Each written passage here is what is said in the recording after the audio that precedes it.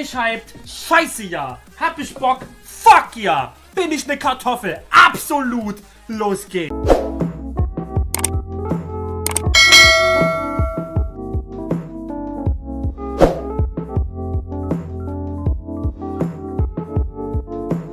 Und damit hallo und herzlich willkommen zum heutigen Stream. Pünktlich wie eh und je auf die Sekunde genau, würde ich dann behaupten. Und zwar lange überlegt, was ich heute spiele. Nachdem am Dienstag noch ein bisschen leiser machen, ne? Nachdem am Dienstag jetzt nicht so gut gelaufen ist. Lange überlegt, was ich spiele. Spiele ich nochmal Elysium 1. Pack ich Gothic 2 aus mit ein paar Mods. Ich bin mal weiter ich fange mal mit Tyranny an. Leveln wir zusammen bei Final Fantasy 14. Dachten wir alles so, richtig. Hat's nicht gemacht. Dann habe ich gesehen, Elysium Final Cut im Angebot. Laut Metacritic. Können wir mal zusammen schauen. Das beste RPG auf dem PC aller Zeiten. Aller Zeiten. The Final Cut. Nur zum Vergleich Platz 1. Kann ich euch mal zeigen.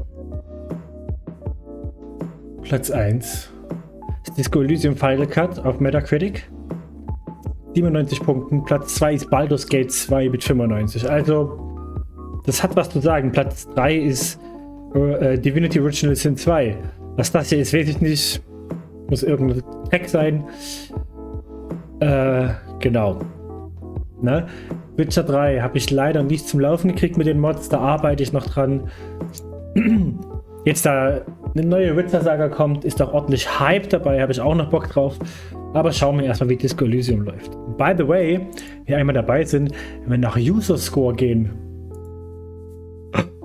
Final Fantasy 14. Final Fantasy 14. Final Fantasy 14. Final Fantasy 14. Just saying. Ne? Star Wars Knights of the Old Republic. Gothic 2.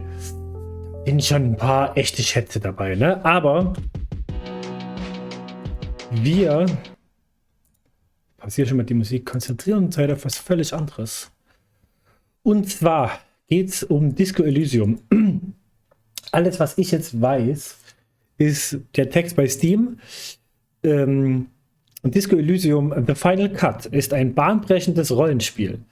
Als Detective nimmst du mit einem einzigartigen Fähigkeitensystem ein ganzes Stadtviertel unter die Lupe. Verhöre schrullige Charaktere, knacke Mordfälle oder lass dich bestechen. So. So viel dazu. Und ich würde sagen, ich starte das. Ich hab's noch nicht mal gestartet, um zu gucken, ob alles läuft oder wie auch immer. Ich habe einfach mich komplett überraschen lassen. Ich habe auch meine Blaubeeren-Snacks hier. Noch ein kleinen Energy da.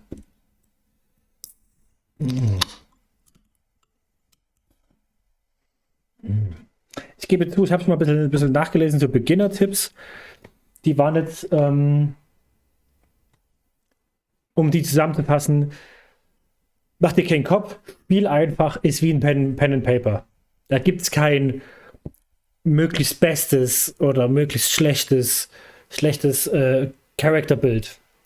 Da gibt es keine richtigen und falschen Entscheidungen. Das ist alles immer nur ein Was wäre wenn. Ne? Spiel einfach.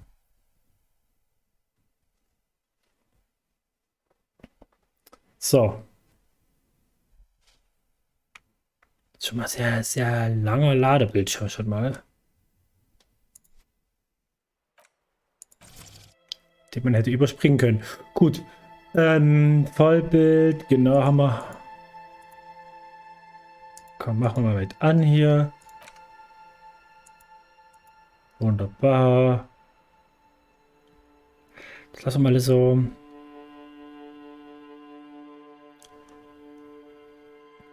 Ich habe nämlich gesehen, dass das voll vertont ist jetzt durch den Final Cut, weil es wirklich viel Text ist. Ähm...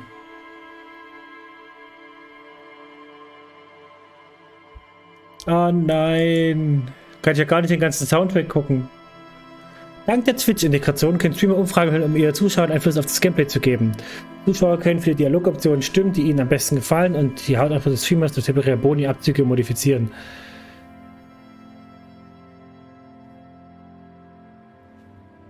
Das klingt cool für den zweiten Run, um ehrlich zu sein.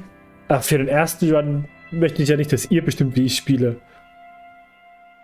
Also, you feel me? Aber voll vertont auf Deutsch, okay. Warte mal, hat es die Einstellung übernommen? Ja. Steuerung werden wir dann ja sehen. Okay. Der Artstyle gefällt mir jetzt schon, muss ich sagen. Aber gut, wir fangen mal an. Wir springen einfach rein. Stimmt, und wir sollen, das habe ich auch gelesen, man soll sich selber einen Charakter erstellen. Weil es jetzt irgendwie bei Pen and Paper ist.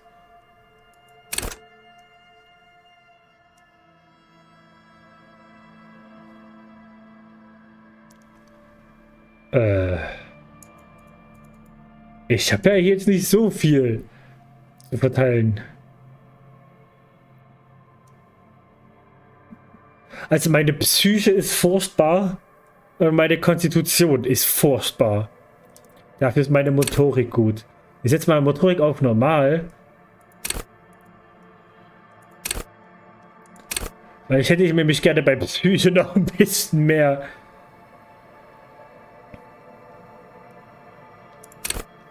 Komm, da sind wir eben schwacher, dafür sind wir hier gut dabei. Sonderlich geschickt sind wir nicht, super stark sind wir nicht, dafür haben wir eine gute Psyche und einen starken Intellekt. So.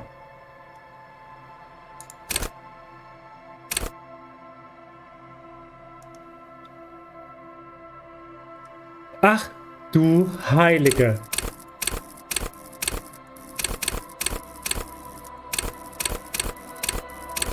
Na, da haben wir jetzt einiges zu lesen. Na, passt mal auf. Ich muss jetzt Fähigkeit festlegen. Ich muss jetzt eine Spezialfähigkeit festlegen, quasi.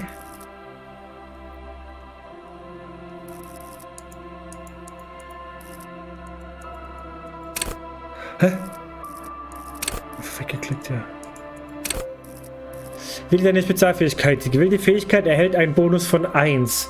Außerdem wird die Lerngrenze für jede Fähigkeit desselben Typs um 1 erhöht. Ah! Okay, was haben wir denn hier? Logik. Schöpfe dein ganzes Denkvermögen aus. Gehe der Welt auf den Grund. Enzyklopädie. Rufe alle deine Kenntnisse ab. Zaubere faszinierendes Trivialwissen aus dem Hut. Okay. Rhetorik. Praktiziere die Kunst der Überzeugung. Pflege rigiden intellektuellen Austausch. Okay, cool. Schauspielkunst. Gib den Darsteller Lüge und erkenne Lügen. Konzeptbildung. Verstehe Kreativität, erkenne die Kunst in der Welt. Visuelles Kalkül. Rekonstruiere Tatorte. Lass die Gesetze der Physik für das Gesetz arbeiten. Okay. Dann gucken wir mal noch bei Psyche. Willenskraft. Reiß dich zusammen, halte deine Moral hoch. Innenleben. Gespür und Instinkt. Träume im Wachleben. Okay. Empathie. Verstehe andere, bring deine Spiegelneuronen in Wallung. Autorität. Schüchtere die Bürger ein, behaupte dich. Korpsgeist. Verbinde dich mit dem 41. Revier. Verstehe die Polizeikultur. Suggestion. Verzücke Mann und Frau, ziehe die Fäden. Oh. Ich bin ein bisschen hin und her gerissen zwischen Empathie, Rhetorik, Schauspielkunst und visuelles Kalkül. Oder Schauspielkunst, Rhetorik und Empathie.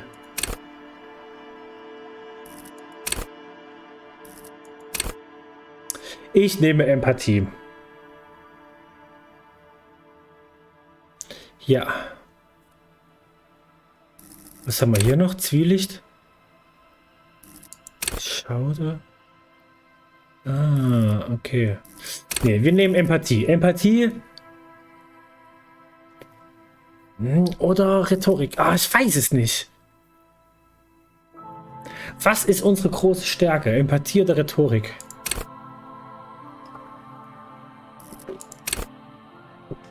Ich nehme Empathie. Los. Genau, Empathie ist unsere Spezialität.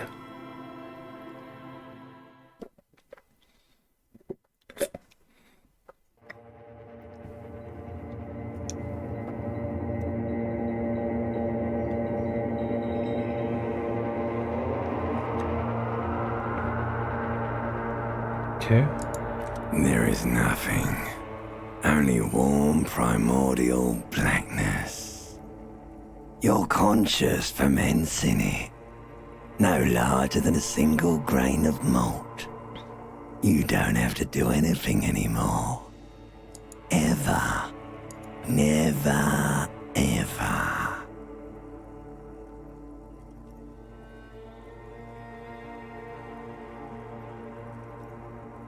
Nie, nie, nie wieder? Never, ever, ever, baby. Ich setze einfach meine Nicht-Existenz fort. An inordinate amount of time passes. It is utterly void of struggle. No ex-wives are contained within it. Was war das mit dem Ex-Jemand? An awareness creeps up on you. A mass lies hidden in your dead angle, soaking in some lurid acidic sauce. It's bloated and shameful. A ball of meat surrounding you. This is a terrible line of questioning, and it will only lead to more awareness of the meat thing. Nein, ich wollte etwas über den Ex-Jemand wissen. Ex-love. Ex-tenderness. It is foolish of you to resurface to the loss. Not after all the damage you've suffered to get here. Some of it irreversible. Stay. Sail with me through the abyss of pelagic zone.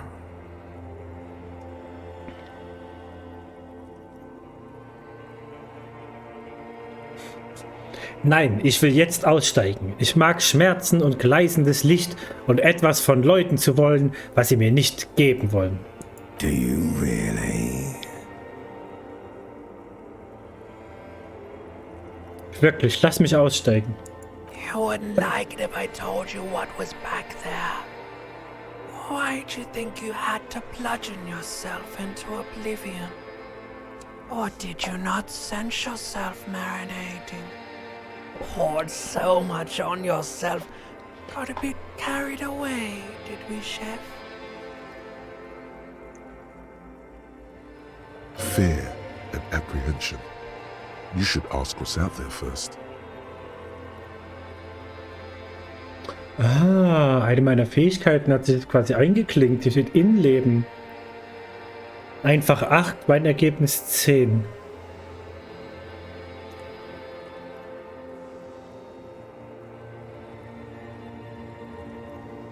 Sag schon, was erwartet mich dort?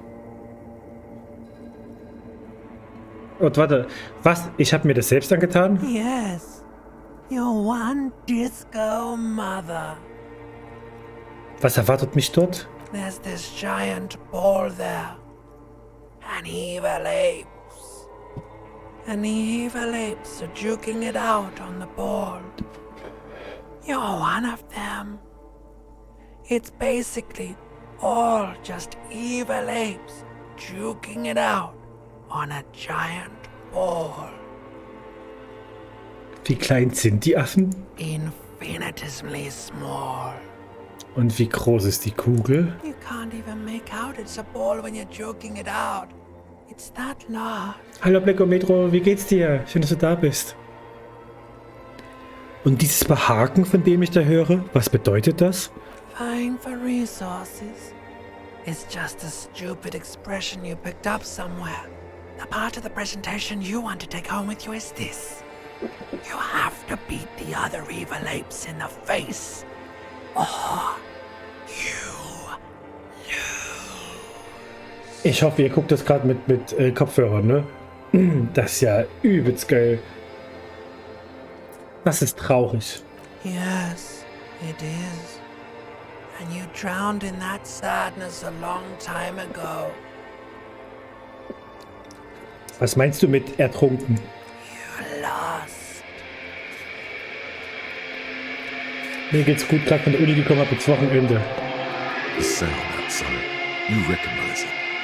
It's a Caprice Canadian motor carriage.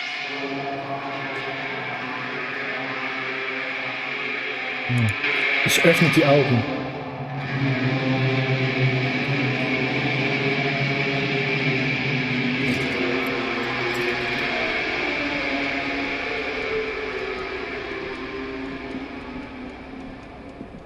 Uiuiuiui, Bruder. Da hat aber jemand ein ordentliches Problem. Mir geht's auch sehr gut. Ich habe morgen noch einen Arbeitstag, dann habe ich 2 Wochen Urlaub. Mein Geburtstagsurlaub. Und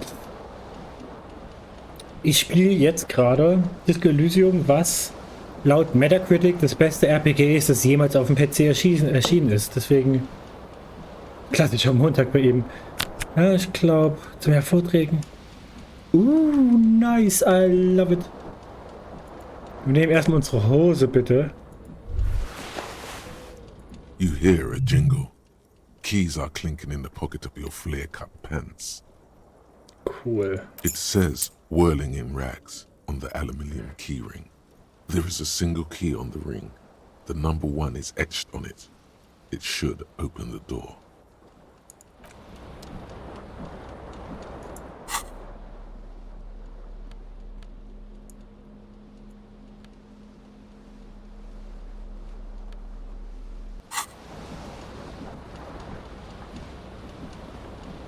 This fan has 2 chain pull switches. One ends in a tiny fan, the other in a light bulb. A truly horrific necktie has somehow attached itself to one of the blades. Or has it been consigned there as punishment?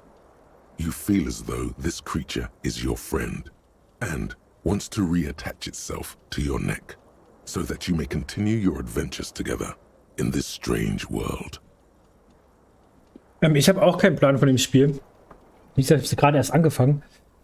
Gehört hat man schon viel davon. Aber ich habe halt gerade so total Bock auf Rollenspiele. Und das hier soll wie eine Pen-and-Paper-Runde sein. So. Also man soll wohl ein absoluter Meilenstein im Rollenspielgenre sein.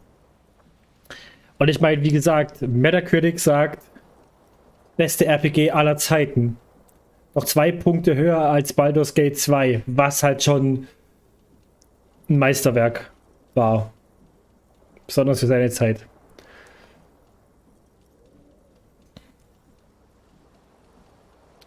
Ich ziehe an den Ventilator. The blades come squeaking to a halt. It should be easier to reach the tie now. Super.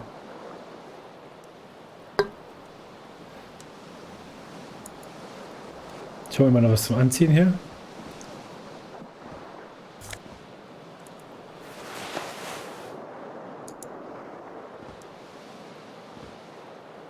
Kann ich die jetzt nicht nehmen? This fan has 2 chains. Or has it been consigned there as punishment? Ach, krass. You feel as though this creature Ach, is your wie geil. friend and wants to reattach itself to your neck. Ich muss mit meiner Gewandtheit würfeln, ob ich es schaffe, die Krawatte von dem Ventilator zu nehmen. Jetzt, da ich den Ventilator angehalten habe, ist die Wahrscheinlichkeit deutlich höher und ich krieg +3 auf meinen Wurf, weil er ja steht. You reach out to grab the tie. But what's this? Diffuse, radiating chest pain. Doom comes over you. Okay, ich fasse mir an die Brust. Ich habe einen You Gesundheit feel verloren. something in your chest, an unnatural pressure. It's spreading to your left arm, your jaw. Also sieht es wohl schlecht aus. Very, very bad. This is the end bad. Ich versuche bei Bewusstsein zu bleiben. All you feel is pain and weakness. You have to surrender now. We all do. It gets so dark. You don't even see her face. Like you always thought you would. You only see pain and fear. Warte, bin ich jetzt direkt gestorben? Bin ich jetzt direkt gestorben? Cop suffers final heart attack. A detective lieutenant of the RCM passed away yesterday. His death, though abrupt, did not come as a surprise to those who knew him. He was the heaviest drinker I'd ever met. Captain Ptolemy Price, the deceased superior officer, commented, "That ain't easy on the ticker." He loved his liquor, sure, said Detective Chester McLean, friend and colleague. But I think before he ever had a heart attack, his heart was broken. According to an official statement given by the RCM, the Hat das officer Spiel was mich on the jetzt brink of eiskalt solving a murder case. sterben lassen?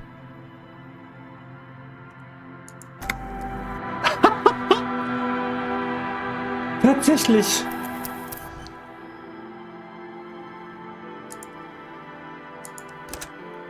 Holy living shit. Weil meine Motorik zu schwach war und ich den Wurf verkackt habe. Wie geil ist das denn?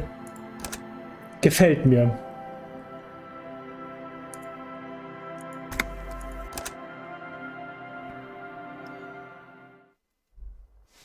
Das ist ja krass.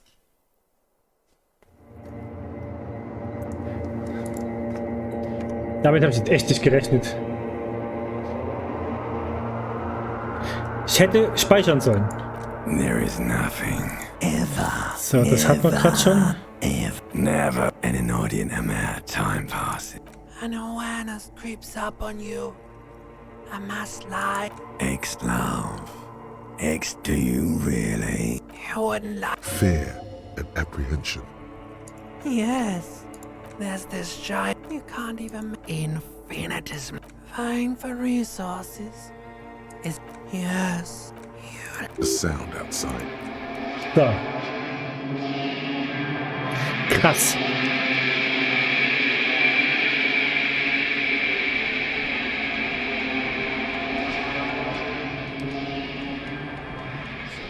Nicht ein Reptiloid, ein altes Reptiliengehirn. In dem Sinne das Stammhirn, wenn ich mich recht entsinne.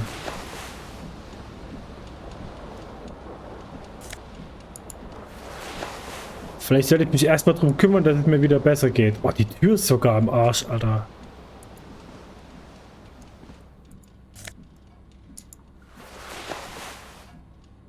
You hear a jingle. Keys are clinking in the pocket. It says, "Word." Gut, hätten wir das. Was ist das hier?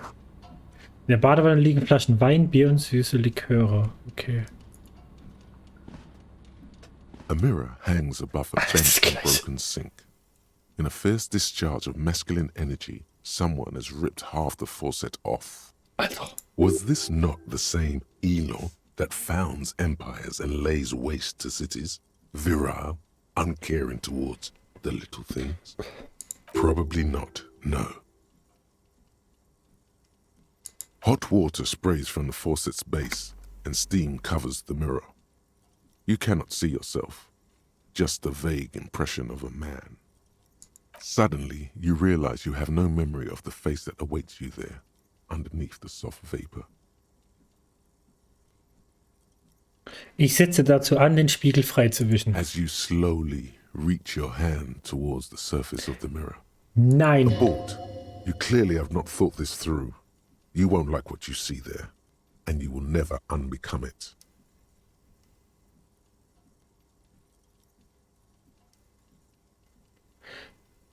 Ich wische den Spiegel trotzdem frei.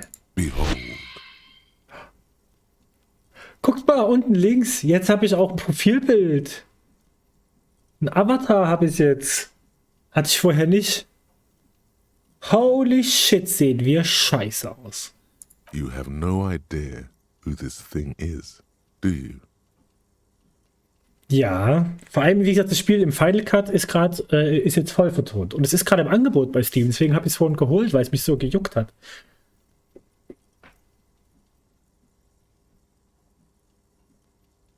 Du meine Fresse, was ist das? Whatever it is, at least it's dead now. There's clearly rigor mortis on your face. Oh wait, is that an expression? Are you trying to make an expression with that face? Ich habe keine Ahnung, warum er da ist. Er ist es einfach. 14 Please Euro. stop. It's horrible. You're scaring yourself. Okay, ich versuche damit aufzuhören. Oh my God. You can't stop. It's like it's not even voluntary anymore. You have worn that grin into your face and now it won't come off. What does it even mean? What is the emotion you're trying to convey? Ich weiß nur, dass man halt bereit sein muss, sehr, sehr, sehr, sehr, sehr viel Text zu lesen und zu hören. Also wenn man keinen Bock auf Zuhören und Mitdenken hat und Lesen hat, dann sollte man das Spiel nicht spielen.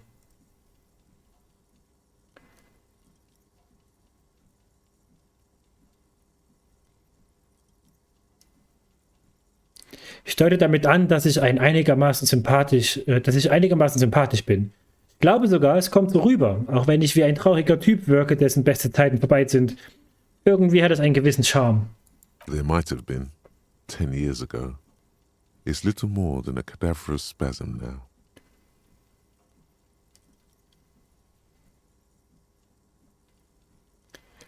Oh, guck mal, ich kann jetzt auf Enzyklopädie würfeln. Ist eine Wahrscheinlichkeit von 42. Oder auf Elektrochemie, da habe ich eine Wahrscheinlichkeit von 3%. Da habe ich kein Problem mit, lese den halben Tag Bücher momentan, ob in der Uni oder privat. Ja, aber genau deswegen sage ich ja. Ich zum Beispiel hatte nach der Schule hatte ich keinen Bock, solche Spiele zu spielen. Also wie hier, weil ich den ganzen Tag schon zuhöre und aufnehme. Ne? So, jetzt, wo ich das nicht mehr habe, spiele ich solche Classic-RPGs wie Divinity Original Sin 2, Baldur's Gate, Pillars of Eternity oder das hier richtig gerne. Und ich würfel auf Enzyklopädie, du gehst in dich, um herauszufinden, was den Blick verursacht hat. It belongs in the new, the third decade of the current century. Enough time had passed from the failure of the revolution that, for a fleeting moment, free market economy seemed like the ultimate, uncontested way of life for our species. Okay. Things were good. It was smooth sailing. People made gold and champagne-tinted interiors and facades to suit the times, calling this the new style. But more importantly, disco happened. Disco happened. Mm. For Revachol, your city, that meant only one thing. Guillaume le Million. Das heißt? If it doesn't rhyme, you're not pronouncing it right. Okay. Out of the dazzling swirl of disco music, in an open-air boîte de nuit, somewhere in Revachol West, Guillaume's blonde mane appeared on the screen. He sang some bullshit. Then he made the expression.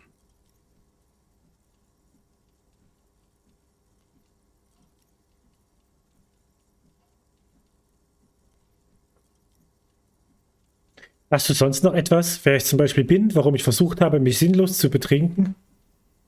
You have some understanding of the near history of disco. The rest is darkness.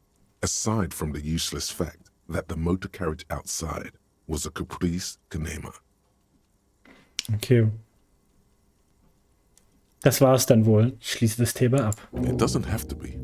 You can swoon over Guillaume and his champagne-corked smile whenever you want to. Maybe some of the stardust will return. Was ist das? Guillaume le Million. Vorübergehender Forschungsbonus, -1 Logik, total abgedreht. Was ist nur aus Guillaume le Million geworden, der mit seiner bernsteinfarbenen Mähne und seinen blitzsauberen Zähnen die zerlumpten Überreste der Nation entzückt hat? Ist er in einer Wolke aus Kokainstaub verschwunden, während du unerfüllig gelitten hast? Oder stand er nur an der Ecke und verschmolz vor 20 Jahren mit den schlank machenden Umrissen einer sternklaren Boîte de Nuit im Stil der neuen Zeit? Ich kann nicht ein Wort Französisch, ne? Denk daran, was für einen tollen Hintern er hatte. Oder, Moment, vielleicht ist er jetzt ein Polizist in Reverschol West. Okay. Bin ich das? Ich verinnerliche diesen Gedanken mal.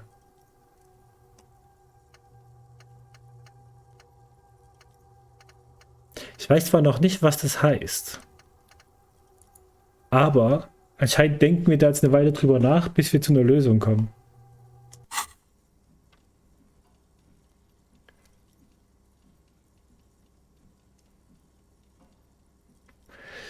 Hier, das brauche ich gar nicht erst machen. Ich habe zwar +2, aber trotzdem nur 3% Erfolgswahrscheinlichkeit. Du wendest dich fürs Erste von dem Spiegel ab. So. Schnell speichern. Was ist hier? Die Tür ist zu. Oh, okay. Ich mag es auch, wie er total langsam und schwerfällig läuft. Das ist richtig cool. Ich versuche noch mal mit der Krawatte hier. Has it been consigned there as the blades come squeaking to a halt? A terrible mistake. Turn the lights off immediately. You can practically feel the photons burning a hole in your brain. Oh, okay, ich mach das Licht wieder aus, wenn es so schlimm ist. The lights are off. Gut, ich greife jetzt noch mal nach der Krawatte in der Hoffnung, diesmal nicht zu sterben. You swoop up and catch the Yes. snap. It's released from the blade.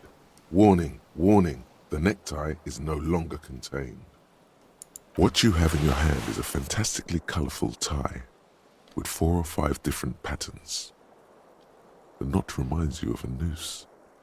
Achso, stimmt. Und man muss hier Fälle lösen, mit den Leuten reden. So, man ist halt quasi Polizist, Detective hier und muss Fälle knacken. If it's your friend, why was it up there? Who ties their friend to a ceiling fan? Maybe this thing is dangerous somehow. Okay. An ominous, foreboding feeling fills you as you look at the tie.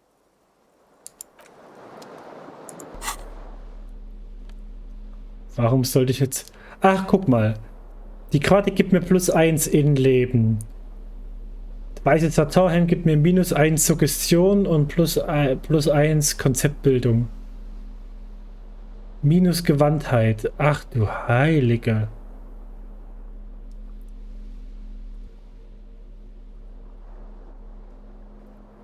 Verzücke Mann und Frau, ziehe die das okay, das ist jetzt schwerer für mich. Okay.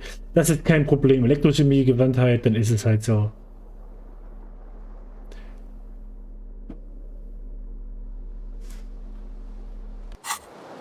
So, jetzt gucken wir uns mal noch weiter um. Was ist denn hier los?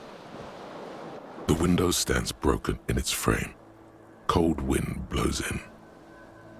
Ich begutachte den Schaden. The shards face outward. Whatever broke this window came from the inside. Habe ich es mit meinen eigenen Händen eingeschlagen? A fine web of scarring covers the back of your right hand, but none of it is recent. Was war es dann? More likely a projectile than a held object. There are no fragments on the floor from pulling a tool back in after impact. Ich begutachte das Ausmaß des Einschlags. It is too large for a bullet, yet too small for a piece of furniture. You're looking for something heavy and larger than your fist. Like the green shoe that's on the hat rack in the corner, which, coincidentally, is missing its friend. Congratulations. You smashed the window with your own shoe. Now you only have one. If you're lucky, you can still find the other on the balcony outside. The door to it should be outside your room. Ich sollte den Schuh holen. A cool wind gushes in. Your toes curl up from the cold. Ich habe Erfahrung erhalten und meine erste Quest. Ich finde meinen Schuh.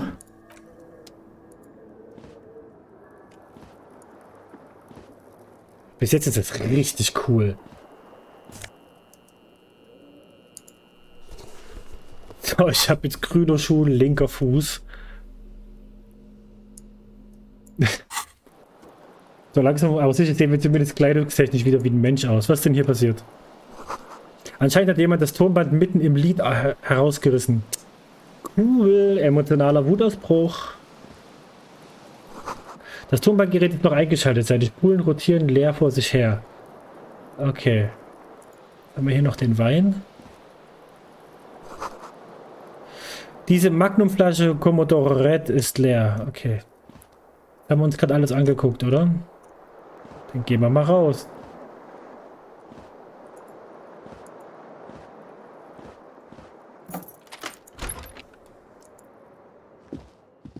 So. Muss zuerst meinen Schuh holen. Ach. Der ist da unten, oder was? Was ist denn das hier? Da liegt etwas auf dem Tisch. Ja, aber was? 40 Cent. Ja, das ist jetzt meins.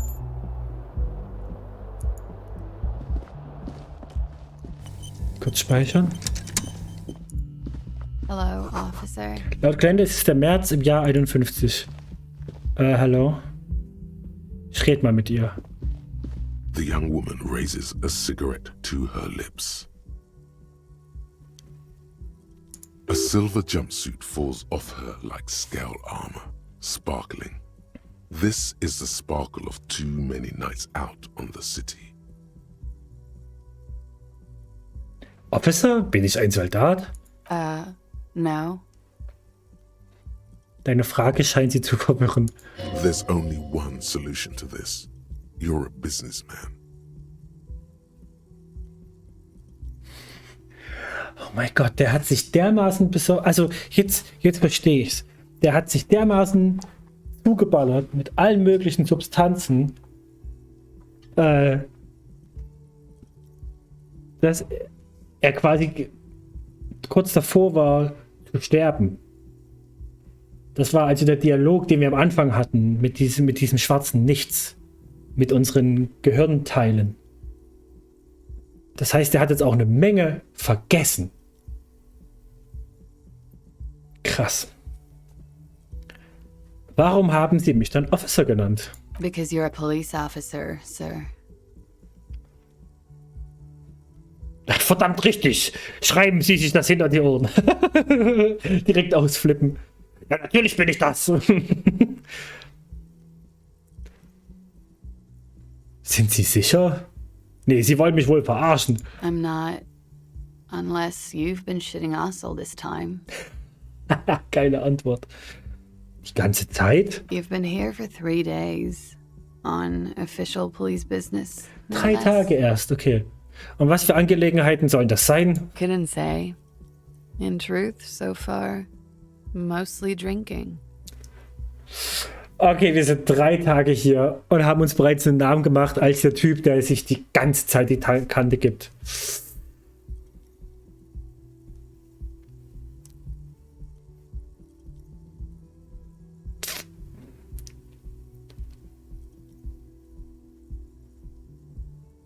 Nein, das macht man nicht. Wer, der bei rechten Verstand ist, würde einen wie mich zum... Nee, ich mach mal hier. Warum erinnere ich mich nicht daran, ein Bulle zu sein oder an irgendetwas sonst? Could it be because of the drinking? Sie hebt eine Augenbraue, die Zigarette knistert. Wer, der bei rechtem Verstand ist, würde einen wie mich zum Gesetzeshüter machen. Don't be so harsh on yourself.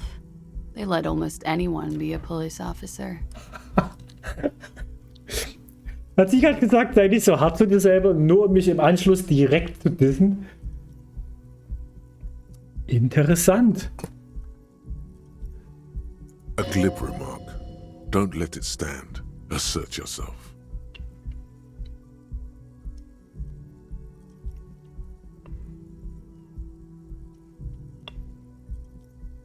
Ehrlich gesagt verstehe ich gut, warum man mich das Gesetz töten lässt. Ich bin der richtige Typ dafür. A fondness for contradictory statements.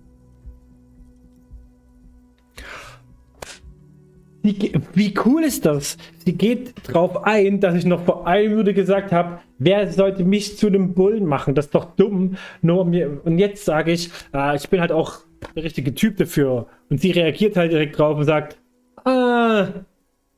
widerspricht sich das nicht?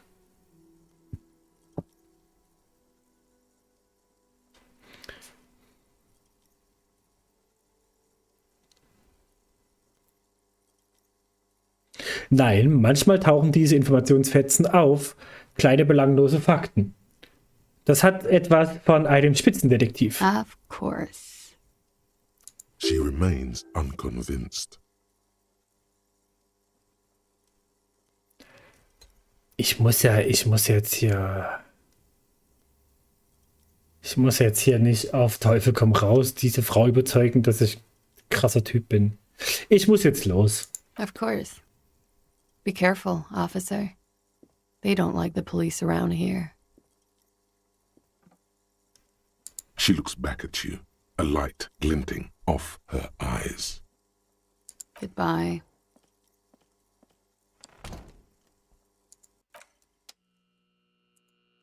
Okay. Sie hat einen schönen langen Zählchen mit dem Aschenbecher hinterlassen. Er qualmt noch. Okay. Das heißt, sie wollte halt auch einfach weg.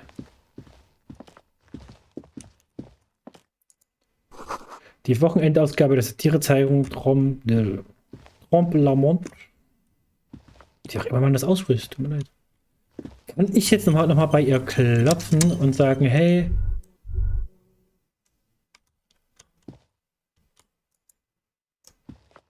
The door is closed. du klopfst. Ich klopfe. There is no answer.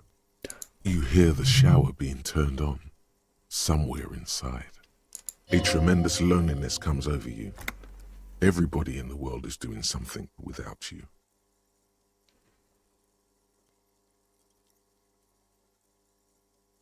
Oh, krass. Ich schlucke das Gefühl runter. The door is closed. Dann hätte ich einfach zu der Frau gehen, während sie duscht und mal fix klopfen und wenn sie nicht rangeht, so, oh, ich bin so einsam. Okay, tschüss.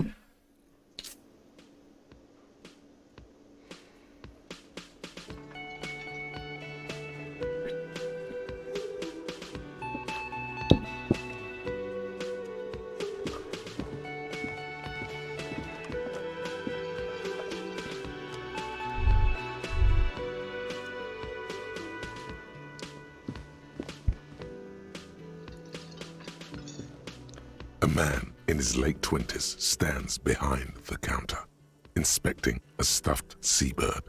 As you approach, he gives you a sideways glance, then looks down again. That was disdain in his eyes. Even now he's purposely ignoring you. Ich sehe mir den ausgestopften Vogel an. A competent work of taxidermy. The white and brown seabird lies among piles of coasters and drying mugs. One of its wings broken. The man is trying to mend it. Looks like the bird was ripped off the shield that was used to mount it, most likely on a wall. Oh Gott, das waren wir. This is the great skua. The seabird is the symbol for the discovery of the Insulindian Isola, the part of the world you are in right now. Oh Gott, das waren wir im Suff. Something about it makes you feel bitter.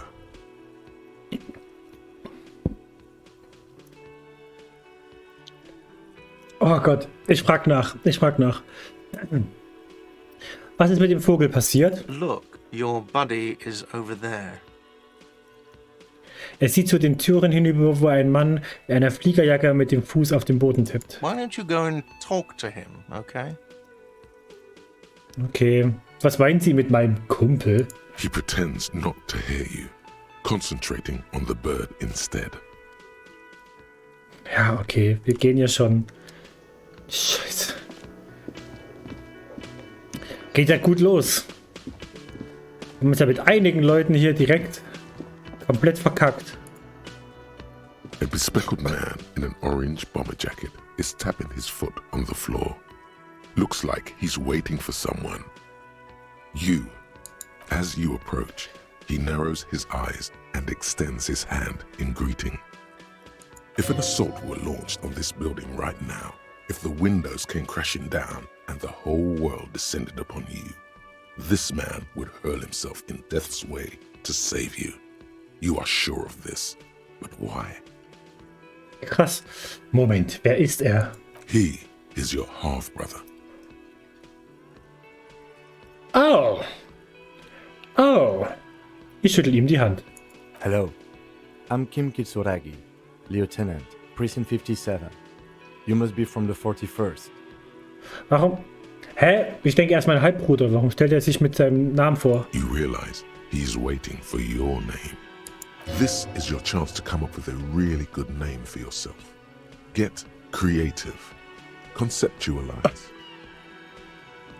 Ich kann dem Spielercharakter den eigenen Namen geben, weil mein Spielercharakter sich vor lauter Sumpf nicht an seinen Namen erinnert. Geil. Mach mal, ich denke mir einen aus. Concentration makes you squint your eyes. Your name should be deep gold and orange, like a forest fire looming on the horizon, but mixed with the stench of liquor rising from your breath. You're 2 steps closer to it, but there are still many to go. Ah, okay. Ich sage nichts. Ich reagiere nicht drauf. It looks like we had a little scheduling error on Sunday. Saturday too, actually. Have you had time to talk to the manager here? What he means is, he has been trying to meet up with you for 2 days, but you have been otherwise occupied.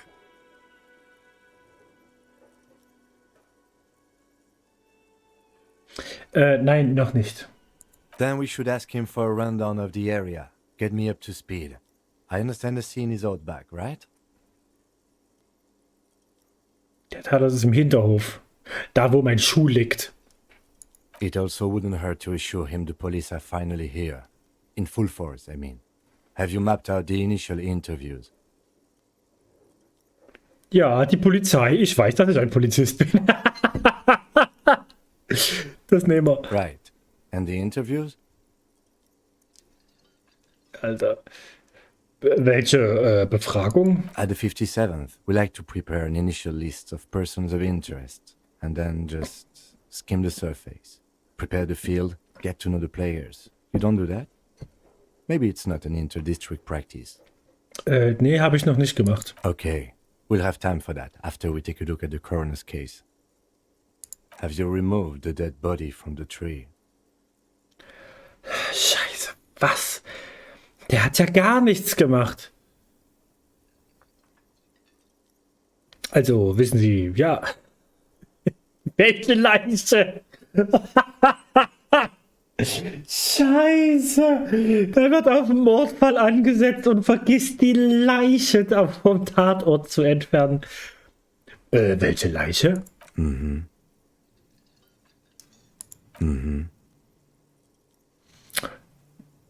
Nein, habe ich nicht. So, the body is still in the tree. Oh, for fuck's sake. This is the first time you detect a weariness in the lieutenant's voice. It is obvious he would have preferred for the body to no longer be in the tree. Danke, dass ich dafür auf Empathie gerollt habe, um zu bemerken, dass ihn das nervt. Where it has been hanging for 7 days straight. We should go there as soon as we are done talking to the owner. Seit 7 Tagen. Der ist... Oh mein Gott. Was sollten wir gleich nochmal machen? Schon direkt wieder vergessen. Ich frage. Talk to the manager. Then we go out back and take the body down. Okay, dann mal los. After you, officer.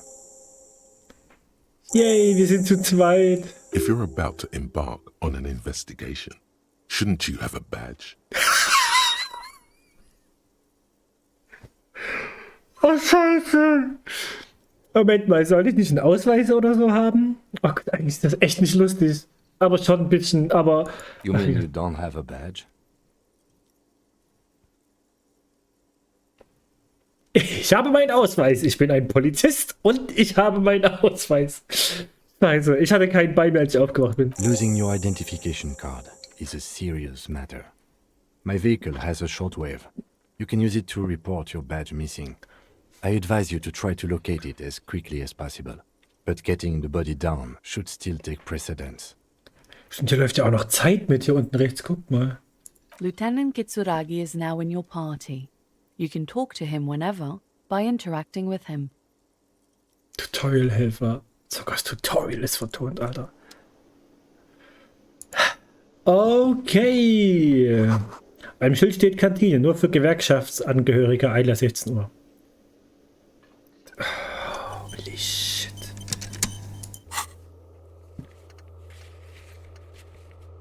Findet ihr alle andere Schuhe? Befrage den Cafeteria-Manager. Oh, mit dem haben wir gerade gesprochen und er hasst uns. Untersuche die Leiche des Opfers, melde den Verlust deines Ausweises. Ich rede da mit der Frau hier. Hello, sweetie. Frau des Kryptozoologen. Die alte Frau wendet sich mit einem Lächeln zu dir. An dich. Wait, who's Sweetie? Heißt das, dass sie mich mögen? You're a handsome man, officer, with your mustache and your chiseled jaw and that silly dimple on your chin. But dear, you're not for me. I'm too old and too married besides. You must forgive me. I'm getting so scatterbrained. I completely forgot to introduce myself. I'm Lena. My husband Morel and I are staying with our friend Gary just down the street, but I come here for tea when they're away. Als sie lächelnd zu dir aufschaut, funkeln ihre Augen über ihren Brillenrand. This Lena is wacky enough for the motley crew. Hire her on the spot. Was? Was? Würden sie gerne mitrollen? Oh mein Gott! Die sitzen in einem Rollstuhl. Obviously. Ich weiß nicht, ob sie es bemerkt haben, aber ich habe nicht die geringste Ahnung, wo ich bin oder was ich tue. Ich weiß gar nichts.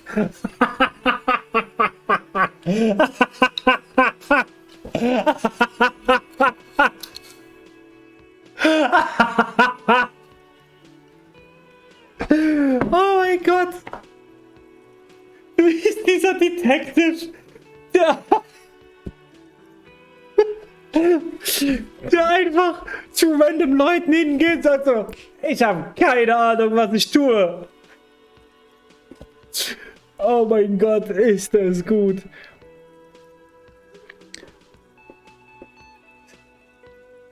Oh Gott, ich kann das nicht machen, aber ich will. Würden Sie gerne mitrollen? Whatever do you mean? Ihre Augen leuchten auf. Wie meinst du das?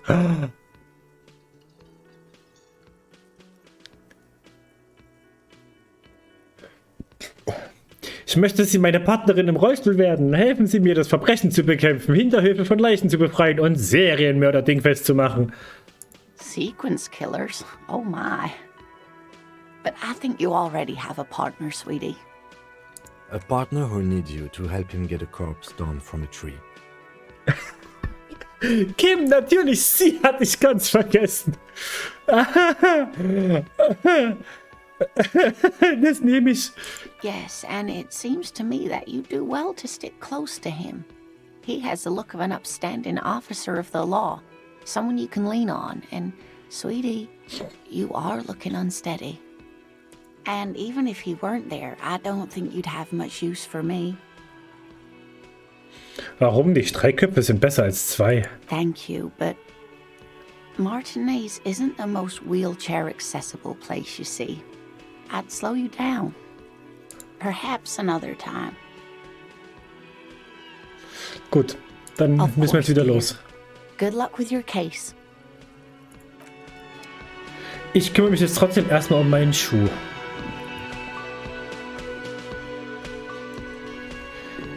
Oh Gott. Die Dialogoptionen sind ja göttlich. Wie komme ich jetzt da hoch? Aha. Müssen wir hier noch mal kurz rein.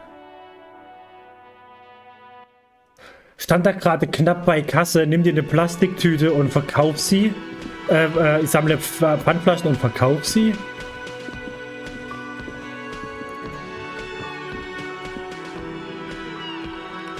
Wir können Flaschen sammeln gehen, Alter.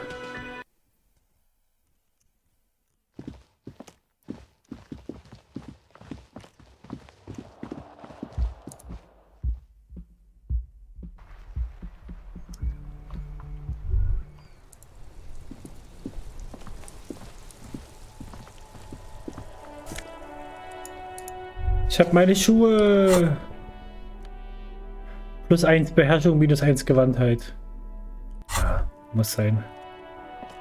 There they both are.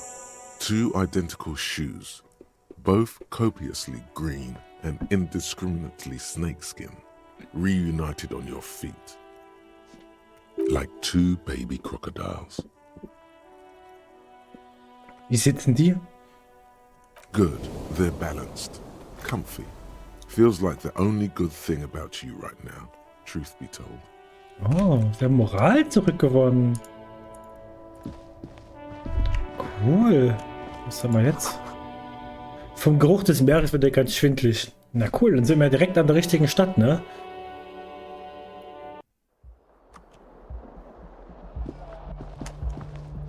Ich gehe noch mal kurz rein, weil ich habe die Tür noch nicht ganz untersucht, die da liegt.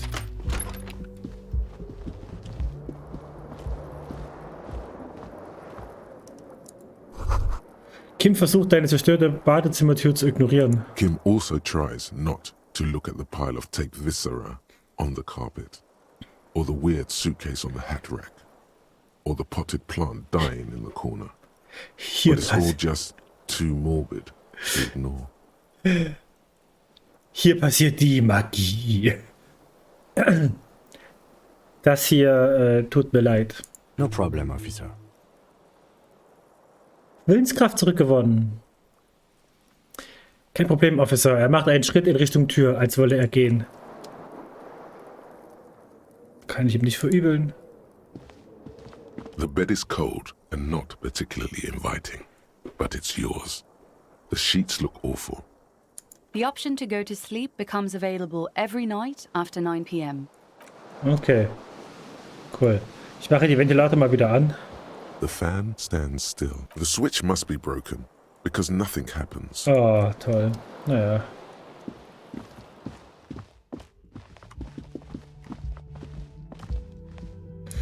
Ich versuch's nochmal hier. The door is closed. Still no answer. Hm.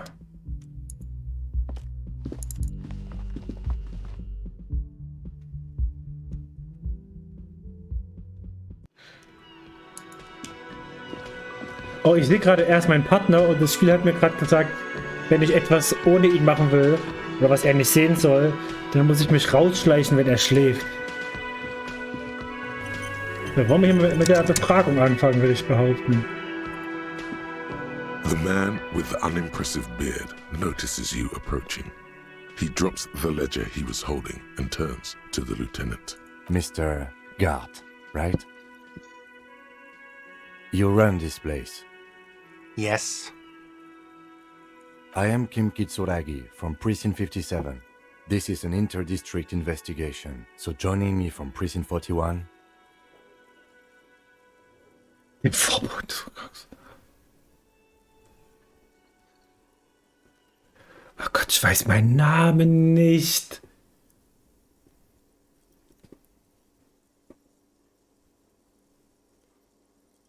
Ich sage nichts. Right. Now, I know it took us a while to arrive at the scene. It also took you a while to call us and report the dead body. It was you who placed the call, yes? No, I only just got here. It was probably Sylvie who called you. She usually works the bar here. I'm only temporarily taking over her duties. Do you have her number? As a matter of fact, I do. Er sieht hinter einem Stapel Untersetzer nach, findet einen Zettel und überreicht ihm den Lieutenant. You said you just got here. From where? Are you a local? What, of Martinez? No, I live in Jamrock. I only sometimes come here to keep an eye on the place. This is just one of the many, many cafeterias I manage. But you still know your way around, yes? In case we need directions. Yes, I know where some things are, but as I said, I don't live here. I just used to work here. And I'm not going to start working here again, if that's what you think. I didn't imply that.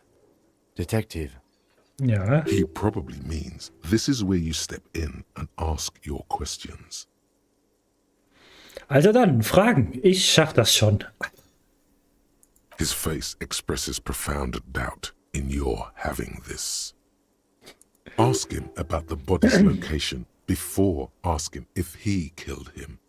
People give up information in the more innocuous questions. which you can later use in the more sinister ones, not vice versa. Wo genau ist die Leiche? Behind this building, there's a courtyard. They hoisted him up on a tree there. Aha. Und wie kommen wir dann dorthin? That's easy. See that door there? First you exit through that. Then to your right, you should see a big hole in the fence. A really big one. You can get to the courtyard through there. No need for the keys. The hole is big enough for the Franco-Nigerian cavalry to fit through. Okay. Does he want you to feel guilty of making that hole? It's implied in his voice. Oh nein. Wir haben hier so viel Scheiße gebaut. Warum ist Sylvie gegangen? She went away because none of your business. Oh, cool.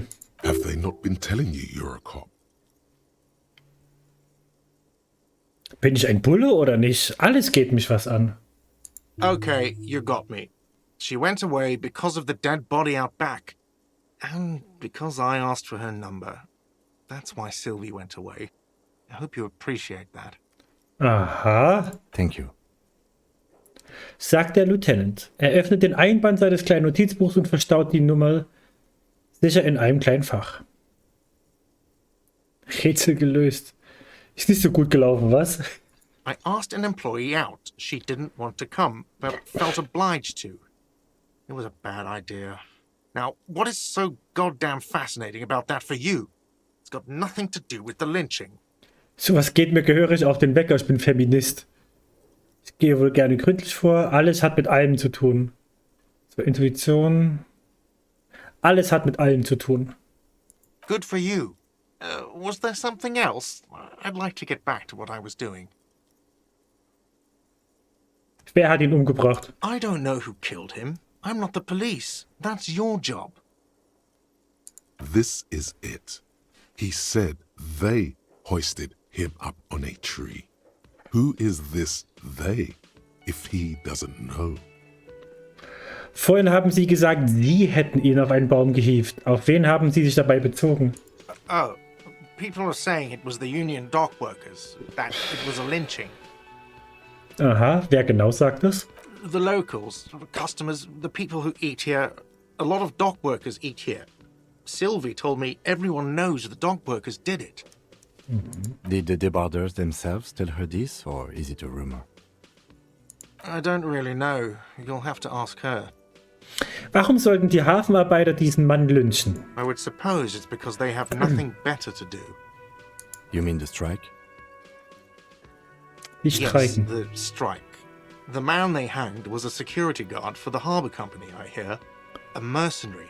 The unionistas probably thought they'd send a message. Aha, ich habe noch eine The Frage. lieutenant turns the page in the little notebook he's been scribbling in. Ja, das wäre dann alles. Let's go. Not so fast. You owe me 130 real. Was? No one is saying the multi-pattern necktie you found tied to the ceiling fan can talk. No one. It must be merely imagination. But Let's bail! Time to push the eject button! Sounds like a responsibility! You don't like those! Meine Krawatte redet mit mir, um mir zu sagen, ich soll abhauen.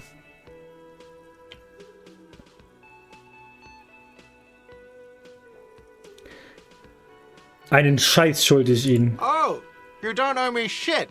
Well, officer, you're right. You don't owe me shit, you owe me money. We do not need to assert ourselves here. We only need instructions from him. This is the proprietor, remember?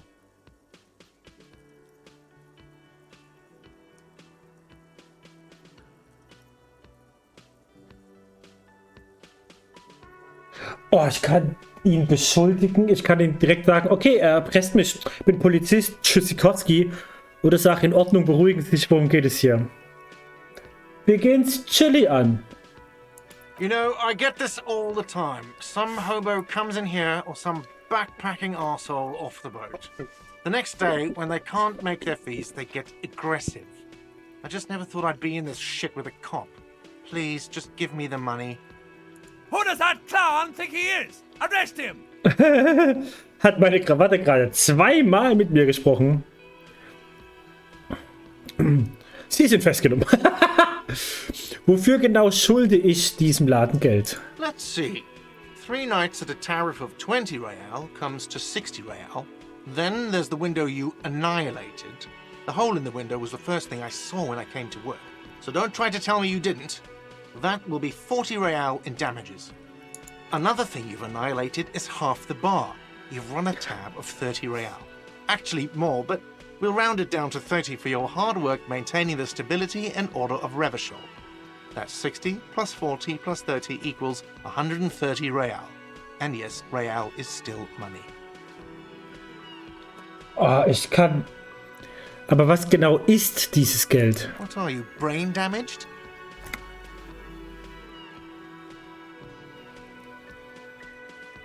Nein, ich befinde mich nur in einer Orientierungsphase. Money is what grown-up people use to pay for things. Things like this hostel room or 8 bottles of potent blend and 9 packs of Royal Extra. We use it for everything, really.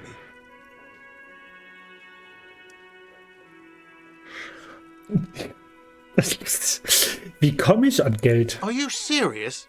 From your work? I don't know. You can take bribes, I guess. I'm sorry. I don't think cops can take bribes. Some do take recompense, but only to survive. Aha. Du fährst vor, zeigst ihm aber nicht die Münzen. Sie gehört dir. Das sind meine 40 Cent. There's a shuffle of nylon as Lieutenant Kitsuragi looks for something in the pockets of his orange bomber. That's cop 4. I haven't offered to pay because I don't have any money either. Wie geht es jetzt weiter? Ach, cool, die Option ist jetzt dazugekommen. Geil. I'm sorry, but he has to pay.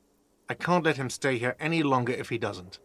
If he doesn't have the money by tonight, then... Officer, maybe you're better off working this from home for now. You live in Jamrock, right? It's not that far away.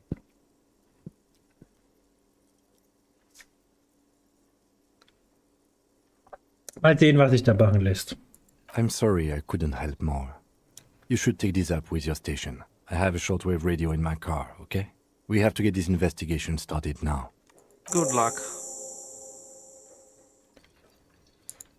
Okay, oh, das war zu einiges, By the way, ne? where is home?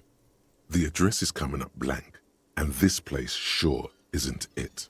Habe ich überhaupt ein Zuhause? But you've been at this hostel cafeteria for only 3 nights. Where were you before? You had to be somewhere. Ich weiß es nicht. In der Nähe? Vielleicht im Süden? You don't really know, do you? Ich kann mich nur an ein vages, gescherztes Bild erinnern. A vague, blackened image doesn't sound like somewhere you can stay if you run out of money. Könnte ich irgendwie den Weg zurück herausfinden? Bis zur genauen Straße, zur genauen Hausnummer, an einem Gebäude? You can try. Run some addresses in your head when you get the time. Maybe a street or an apartment will appear. Ah, wir haben einen neuen Gedanken. Oh, tatsächlich, wir denken da in Ruhe drüber nach. Und dann finden wir da Dinge raus, weil wir lange drüber nachdenken. Das ist ja geil. So. Jetzt sollten wir aber vielleicht uns erstmal um unsere Marke kümmern.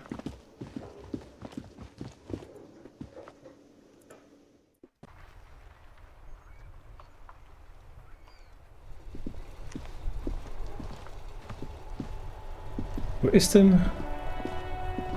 Ah, hier. Das sieht ja cool aus. Before you stands a motor carriage. The bodywork is covered in blue and white livery, bearing the number 57. Vapor emanates from the large engine on the back of the vehicle. It hasn't had time to cool off yet. This must be the infernal machine that tore you from oblivion. The Caprice Kinema motor carriage. In the cabin, you are welcomed by a öffne die set of Tür. steering levers, a radio microphone on a hook, a pull-out toolbox under the seat, and the soft glow of the fuel preheater gauge. Ich nehme das Funkgerät in die Hand. The frequency tableau lights up, and a green button labeled Prime Line glows like a feline eye. And then you hear something. The soft purr of electrical kittens, radio waves cast far and wide over the metropolis. A woman's voice greets you through the static. This is Precinct 57. Hello, Lieutenant. How may I assist you?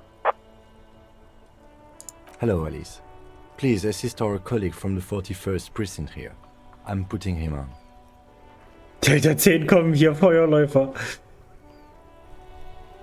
Hi Alice, hier spricht der Officer vom 41. Revier. Schön, Sie kennenzulernen. Ich mag übrigens, dass man hier richtig Optionen hat, so richtig reckless oder stupid zu sein. Ich liebe sowas. This is Officer Alice Demetri, Precinct 57. How may I assist you?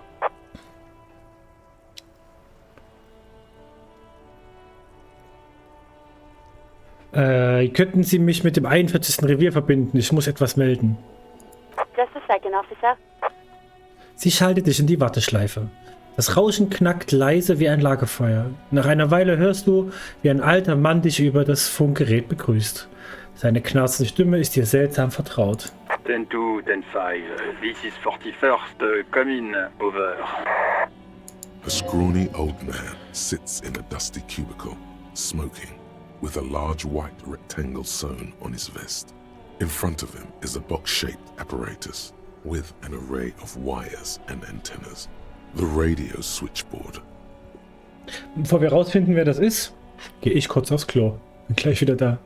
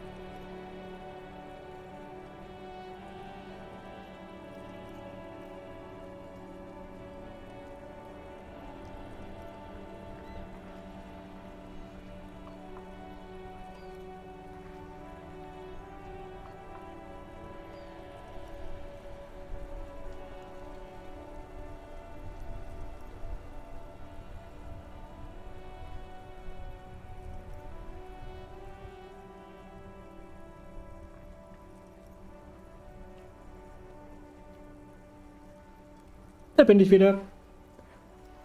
Genau. Weiter geht's. The man uses relay code. You've got this. You're a cop, and cops know relay code. 10-4 Revier 41 dringende Angelegenheit. Ende. 10-4 message received, 10-5 relay message. What's your status? Over. Ich hatte nur Bericht. Ende. 10-18, state your message, sir.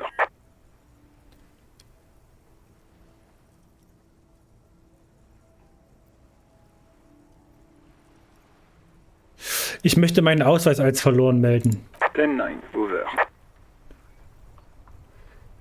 Ich kann meinen Ausweis nirgends finden. Er ist weg. 10-4 message received.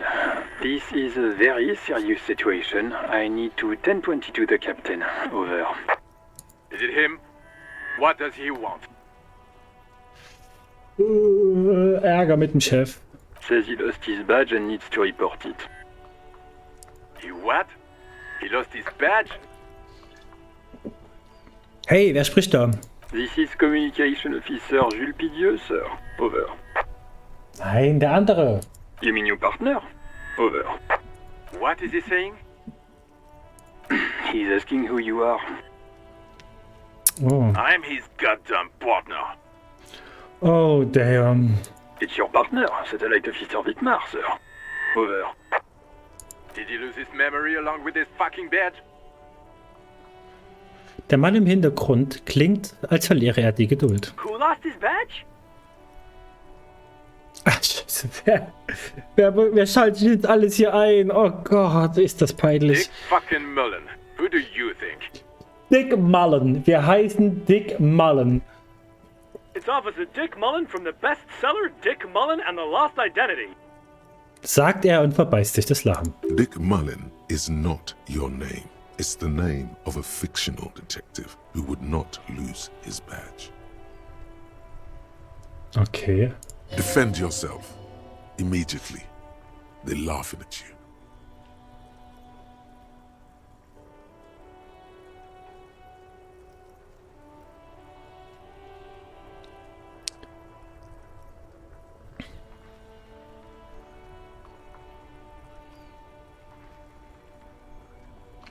Haha, ein Polizist hat seinen Ausweis verloren. Haha.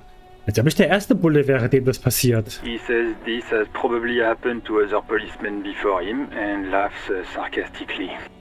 Oh god damn it. Is he fucking kidding? The whole station's gonna be dicked for this. Oh, Scheiße. Satellite Officer Dietmar is wondering if you might be joking and adds that this tarnishes the reputation of the entire station. Over. Mullen dicked us.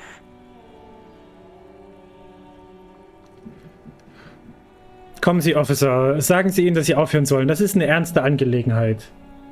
He's asking you to stop, says this is serious. Of course it's serious. He lost his fucking badge. Satellite Officer Dietmar concurs, losing your badge is serious. Over. Wie geil ist der Typ? Okay, können wir vielleicht über was anderes reden? Ich möchte es nur melden, dann abhaken. 10-4, I hear you, officer. I'm just going to make a note here that you are in pursuit of your misplaced badge. Over. Oh, sehr schön. Fuck me. Mac, come here. You've got to hear this. Dick Mullen lost Oh, his badge. fuck me. What's going on? Super Cop here lost his badge. He lost his what now? His badge. He lost his goddamn fucking badge. Können Sie alle mal kurz aufhören, hat sein Ausweis verloren zu sagen? He asks you to please stop saying he lost his badge.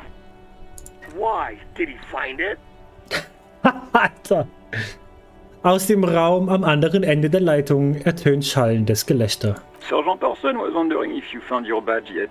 Over. You don't have a comeback. Sorry. It's hard to think like this. Ich sage nichts. He's not replying.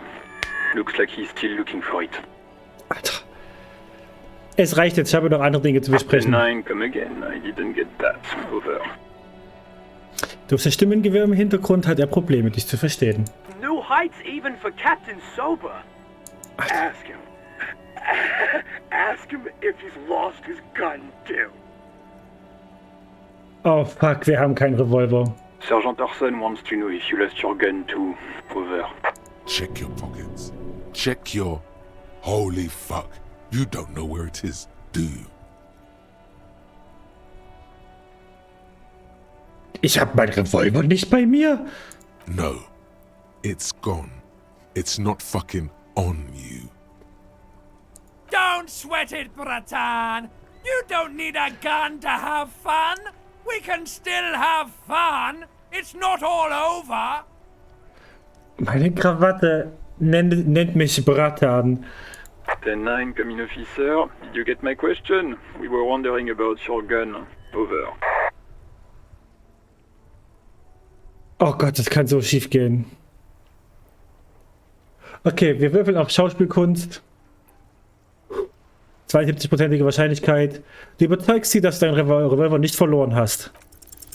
Lying Yes! over the phone? It's easy.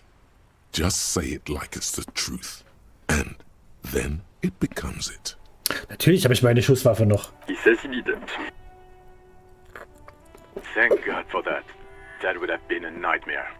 I don't even want to imagine the poor prick who has to relay that kind of news to the captain.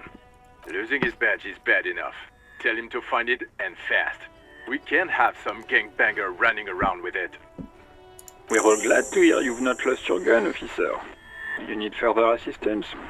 Over. Das mag jetzt seltsam klingen, aber es gibt ein paar Personendaten, die ich gerne besprechen würde.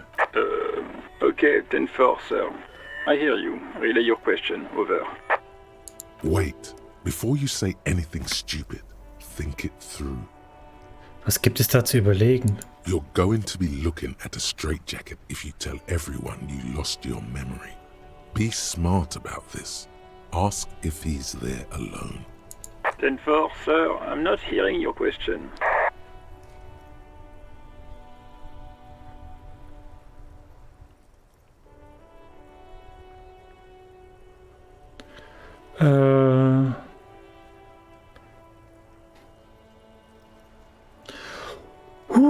Okay, haben wir ein paar echt gute Optionen.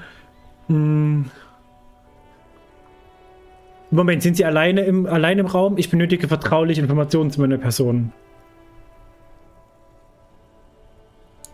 That's a negative, sir. I got 10-12 visitors present here. Over. Okay. Ich wollte überprüfen, ob Sie meinen Ausweis in Ihrem Bericht korrekt beschrieben haben. Können Sie mir die Beschreibung vorlesen? Name, Rang, Geburtsdatum? Bitte, funktioniere. What? What is it? He's still on the line? He wants to verify the information on his badge. But of course, it says Dick Mullen, High General of the Revacholian Cavalry Force. Scheiße. Tell him to stop wasting time. What do you need, sir? Over. Bitte sprechen Sie mich ab jetzt mit meinem vollen Namen an. Irgendwie muss es doch klappen. Captain 9, repeat message. I didn't get that, sir. Over. Hören Sie auf, mich dauernd Officer zu nennen. Benutzen Sie meinen richtigen Namen, verdammt.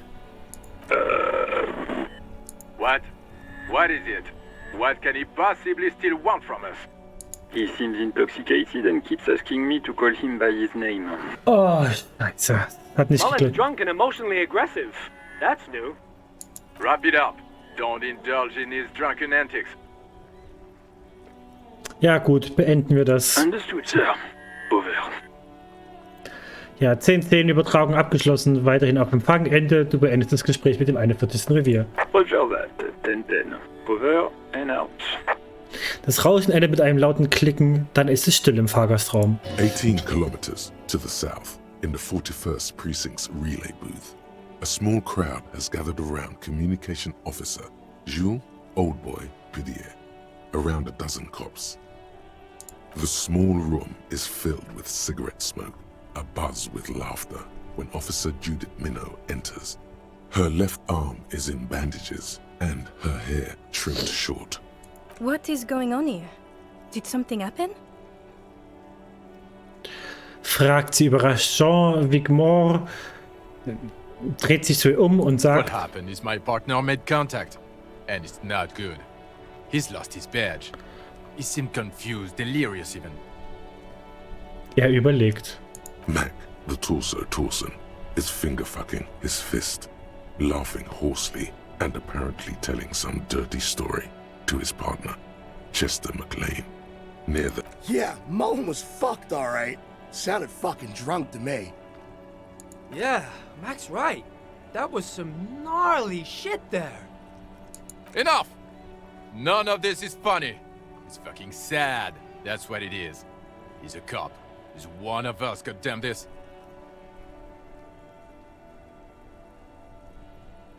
Ja, We Jean. must help him. Minot sieht auf ihre polierten schwarzen Schuhe herab. Als sie das Wort ergreift, ist ihre Stimme leise, aber entschlossen. Yeah? How do you fucking plan to do that, huh? Get him off the drink? Go jogging with him in the morning and get him on carrot juice? He's a lost man. I just know we can't give up on him when he's at his weakest. You wouldn't. Die Unruhe der im Raum versammelten Polizisten ist spürbar. Jemand versucht, sich unauffällig hinauszudrücken. Mac, man the door. You know what he told me? I don't want to get better. I want to get worse. Those were his words. Er seufzt laut und wendet sich an alle im Raum. This shit does not leave this room. Not a word of this to the captain. Or anyone else. We'll give him a couple of days to pull his shit together. I guess I can hold off the report for a few days. Good. Okay, everybody. Nothing but a prank call here. We all got our laughs. Now get back to work. Far north, on the other side of the motorway, the officer quietly hunches with his hand in the motor carriage. Ich schließe die Tür. Gut.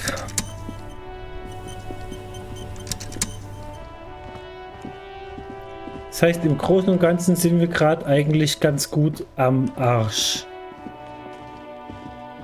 Oh, fuck me.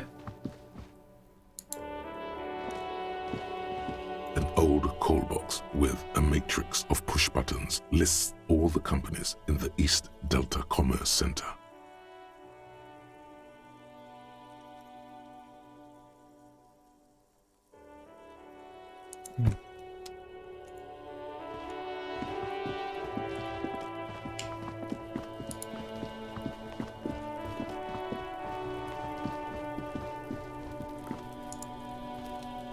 Yes? Ich glaube, Sie sollten wissen, dass ich mich an nichts erinnern kann. No response. He just arches his brow. He's having trouble processing it, believing it even. Ich erinnere mich wirklich an nichts. Ich hatte etwas getrunken. Have you tried concentrating on something other than your personal affairs? There is a sudden, harsh edge to his voice, like he's tired of hearing about your personal affairs.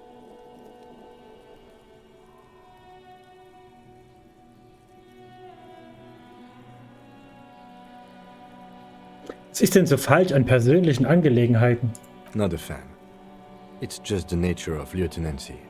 The RCM deploys a self-styled structure called the Decomptage as its chain of command.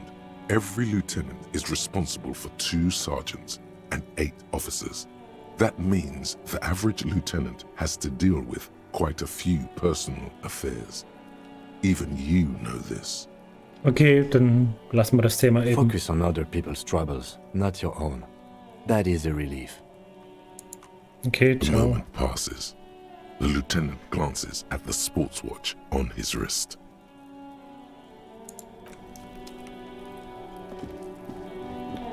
Oh. Es riecht nach verdorbenem Fleisch und saurer Milch. There are several footprints in the mud, left by work boots. Anywhere from 6 to 12 pairs have walked here. Ich zähle genau nach. Maybe more than 12. No. 8 pairs of boots have shuffled back and forth in the mud. Ich gehe sie nacheinander durch. 1. Standard work boot. Steel reinforced toes, number 46. 2. Standard work boot. Steel reinforced toes, number 44. 3. Hobnailed work boot. Steel reinforced toes, number 43. 4. Standard work boot. Number 45 or 46? Moment, welche von beiden genau? You don't know. It's a miracle you can tell the prints apart as it Bis später, is. Blacker The Metro. cold must have preserved them. Für eine Woche noch. Vielleicht sehen wir uns die Woche noch mal. Bleib gesund.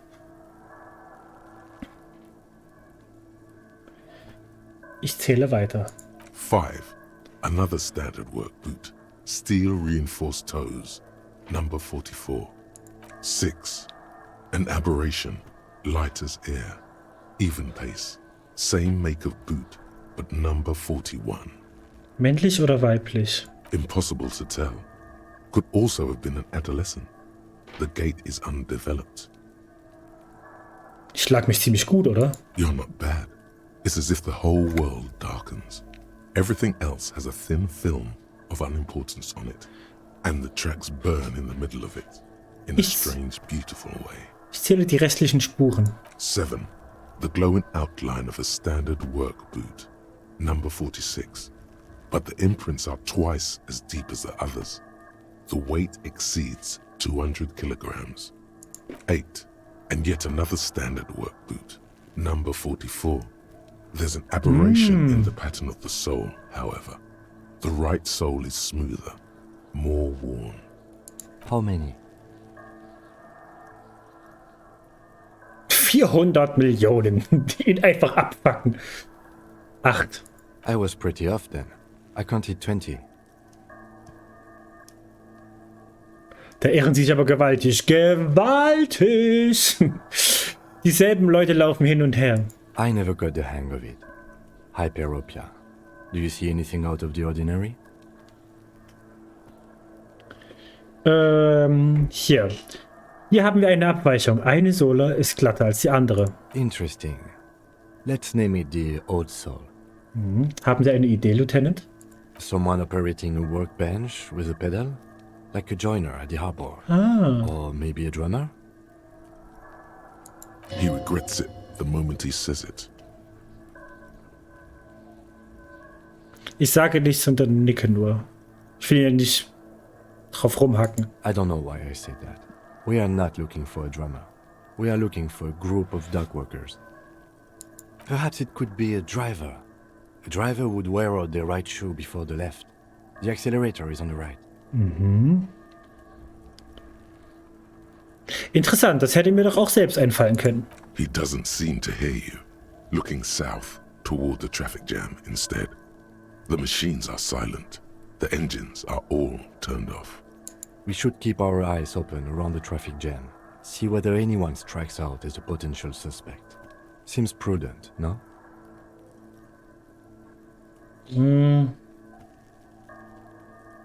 Ich weiß nicht. Ja, vernünftig. Der Lieutenant vermerkt die Informationen in seinem Notizbuch und widmet seine Aufmerksamkeit dann wieder den Spuren.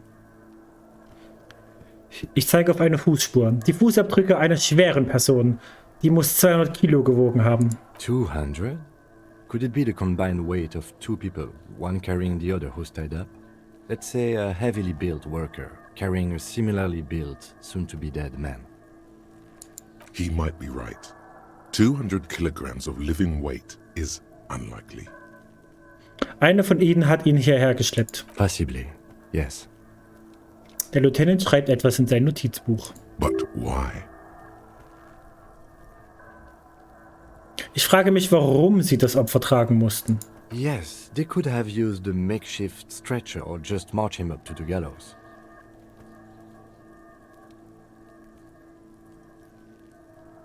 Vielleicht war das Opfer nicht bei Bewusstsein. Even easier to carry on a stretcher or between two men. Anyway, it's for future consideration. What else can you see? Ich zeige auf eine Fußspur. Leichter Schritt, Schuhgröße 41. A woman or a kid? Ich glaube, das können wir einfach nicht sicher sagen. Understood. Anything else? Was meinen Sie? Wie alt sind diese Spuren? A week, maybe? 7 days would fit the time frame provided to us by the caller, who reported the hanging. It is not impossible. Woher wissen Sie das? I pulled last week's forecast for coastal Havashol. 7 days below freezing. The day before, the day of his hanging, was the last warm day. Oh. Correct again. Sub-zero temperatures would preserve the tracks in a good state. The commotion here could have taken place a week ago. Was glauben Sie, ist hier passiert? What do I think? A mob of people brought something heavy to the tree. One of them was carrying the victim.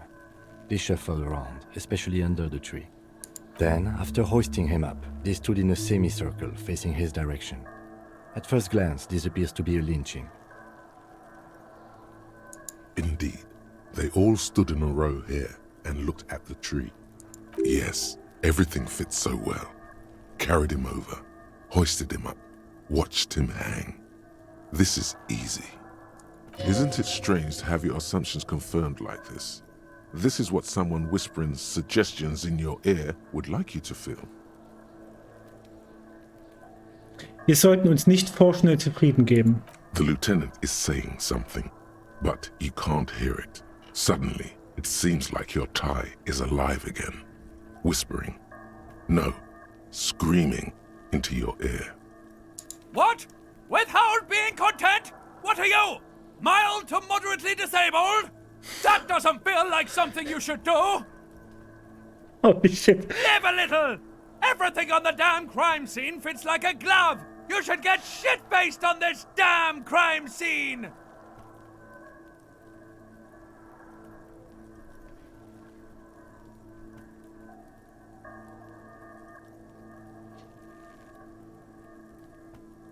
Ich will nicht, dass mein Inneres so lebhaft ist. Ich will mich jetzt einfach wieder der Aufklärung des Verbrechens widmen. Es ist ja schön, dass mein Inneres so lebhaft ist, aber können wir vielleicht etwas machen, bei dem es nicht darum geht, es zu betrinken? Regardez la brutal. He wants to have fun without alcohol. That won't be fun. That'll be boring and sad. Detektiv? Er starrt dich an. Deine Hand umklammert deine Krawatte. Du sagst, alles passt zusammen. Wir sollten das feiern, indem wir uns in diesem Hof vollkommen wegschälen. Du sagst, ich habe gerade eine leichte Funktionsstörung, Lieutenant. Hat etwas mit meiner Krawatte zu tun. Das geht vorbei. Können Sie kurz warten? The lieutenant looks at you curiously. A beat passes in silence. The wind blowing. The cargo belt squeaking. The lieutenant doesn't understand what's happening right now. You're twisting at your tie, looking sweaty even by your standards. He needs to say something. I agree. Our assumptions could be wrong. Better not to have them confirmed just yet. Do you see anything else? Wir sind das alles schon durchgegangen. Ende. Das ist ja mega geil. Was haben wir denn hier? Oh, ich kann... Oh, wie viel kostet das?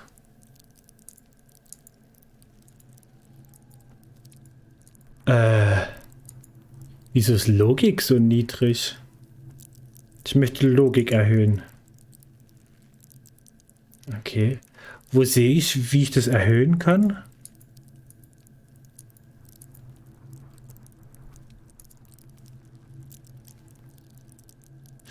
Ach, Logik ist gerade... Ach, weil ich ein Minus aus Gegenständen habe.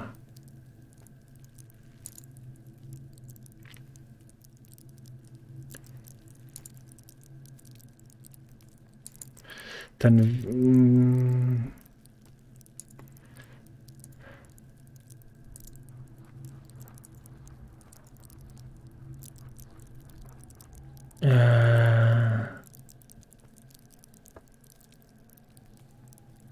Ich erhöhe mal Empathie weiter.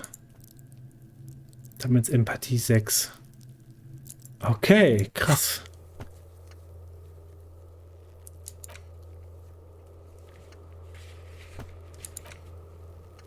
Ach stimmt. Wir müssen ja noch wegen Sylvie noch miteinander reden hier. Wir gucken erstmal, was es hier noch gibt. Oh. Sind das Geld- und Schmerzmittel? Magnesium. Heilgegenstand erhalten. Geil. Jemand versucht in diesem Gewächshaus Kräuter anzubauen. Okay, was haben wir hier? Diese Kinderleiter ist in schlechtem Zustand, aber noch nutzbar.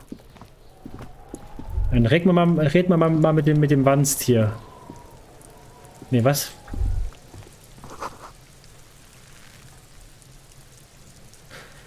Okay. So, wir gucken mal noch kurz, was es hier drüben gibt. This trash container is locked. The sliding lid has a padlock that says, whirling in rags. Mhm. There's something in there, not necessarily connected to the case, but still. Okay, dann werden wir mal mit den Typen reden, ob wir einen Schlüssel dafür kriegen.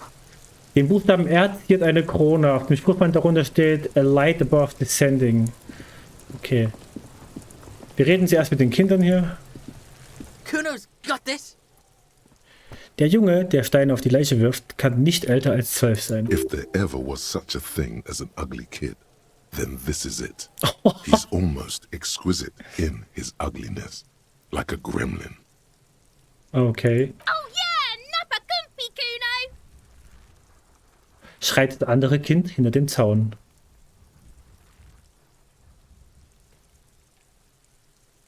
Hättest du bitte kurz Zeit für mich? Can't talk, pig. Shit's coming up strong. Throwing rocks. Okay. Shit coming up strong. That sounds good. Joyous. You should hang out with this kid and see what that juicy shit is all about. Okay, hier hat jemand ein ernsthaftes Problem mit Substanzen. Er redet mit einem höchstens 12 Jahre alten Jungen und vermutet, der nimmt gerade Drogen, mit dem muss ich abhängen und muss mitmachen.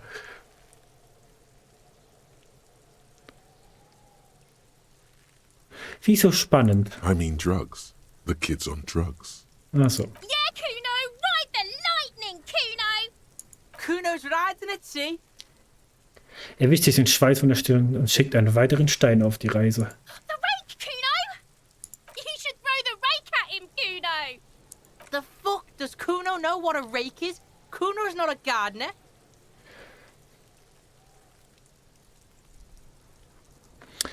Kim, was sollen wir machen?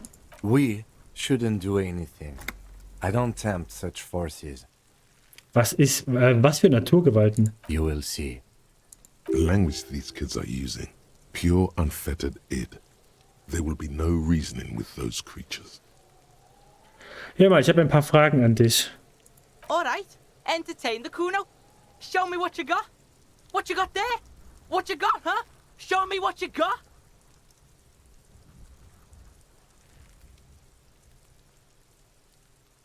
Ich muss jetzt einfach fragen, wer ist Kuno? Kuno's Kuno, pig?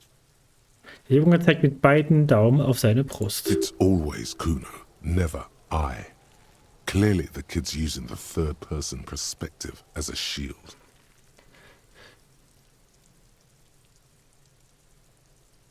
Interessant, du sprichst von dir in der dritten Person, um dich von der Situation zu distanzieren. Kuno doesn't do that smart shit. Don't throw that bullshit at Kuno. Kuno knows you're lying. Trying to get Kuno hooked on the book. The boy knows he has an addictive personality. Admirable insight for his age. Watch out, Kuno, he's trying to fiddle you. He's gonna put his hands on you. What?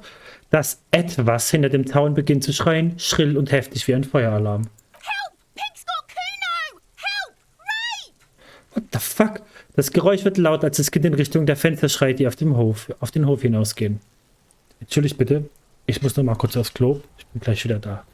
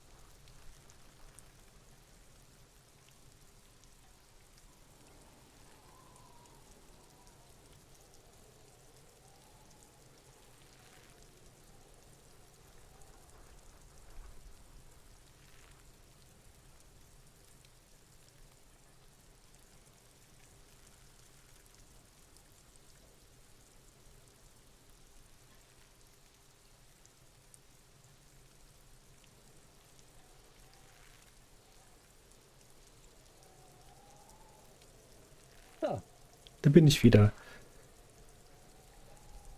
Wir gucken mal, wie wir jetzt mit dem schreienden Kind hier rumgehen.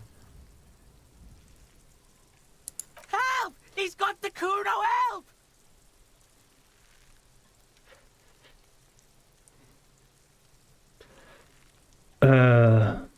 Beantworte einfach die Fragen. Help! He's digging his dick out! Wait, what? Escalate, Kuno! His dick is out! You're afraid! Pigs in eating, Kuno! Somebody, please! Jetzt brüllt er wie am Spieß. Der Wind trägt die Nachricht an jede Ecke von Martinez. How did we get here? How did this happen? This makes no sense. There may still be a way out. Just appeal to his reason. Ich kann ihn einfach schlagen.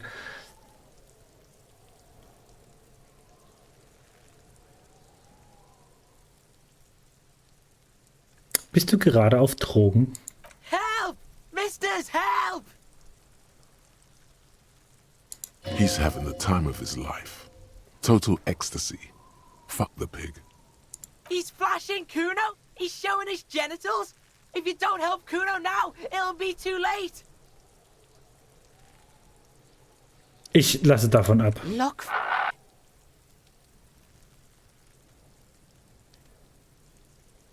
Oh. For emphasis, a ghost is saying this. A shit-eating psychopathic ghost with an ace up his sleeve. I know you wanted to hit me. You got that I'm gonna fuck that Kuno up look that Kuno's dad gets. The murder look. The rage look. Relax. He can't read your mind. He doesn't know you were thinking that.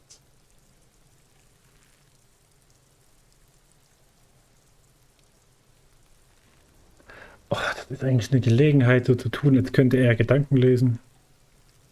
Woher weißt du das? Du kannst mir doch nicht in den Kopf schauen. Kannst du meine Gedanken lesen, Kuno? I can. Kuno can smell that violent shit. I know what you were thinking. I'm gonna fuck that Kuno up.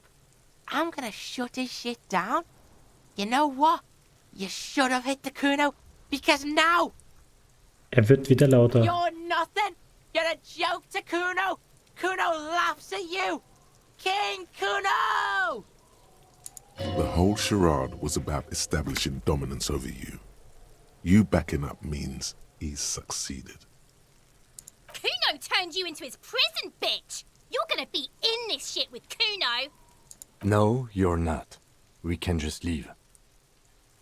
Ja. Bitch, you're gonna be in this shit with Kuno forever! Das Ungeziefer mit Pipo lässt ihn nicht ausreden. A peepo is a type of hat, by the way. Okay. Hübsche Pipo.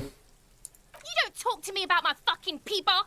You don't know where I come from! You're just Kuno's bottom bitch! Ach, egal. Ende. Lass mal die machen. Wir gucken uns jetzt mal den Mann an hier. The corpse looks at you with bulging white eyes. The face around them does not look human. It's swollen and ready to burst. His lips are fish-like and his tongue like a ball gag in his mouth. You seem to be holding your breath.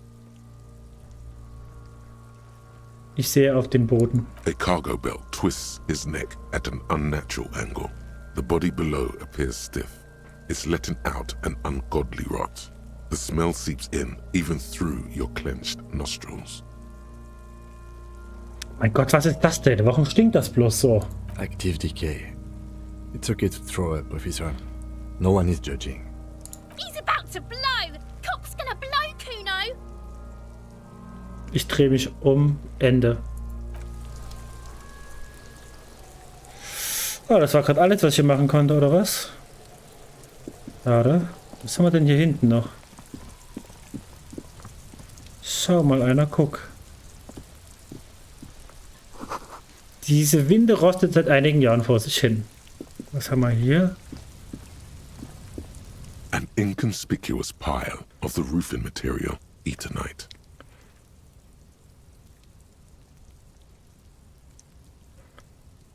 Wahrnehmung, Sehen. Warum schaue ich mir dieses Dachdeckermaterial an? Because it's nice and orderly. Well-laid palettes, easy on the eyes.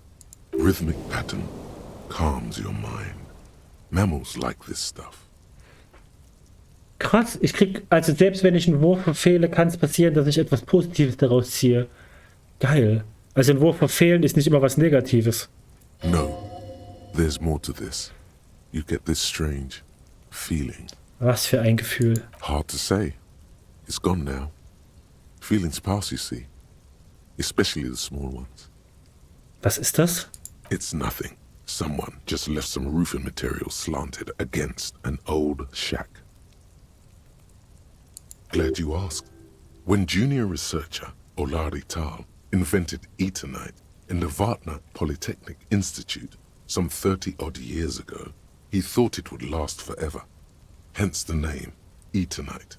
Sadly, the only lasting thing turned out to be the material's highly carcinogenic effect. Oh, okay. Ende.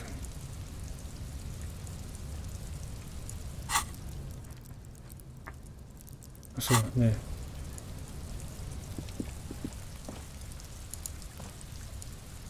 Okay, da kann ich jetzt nicht hin. Okay.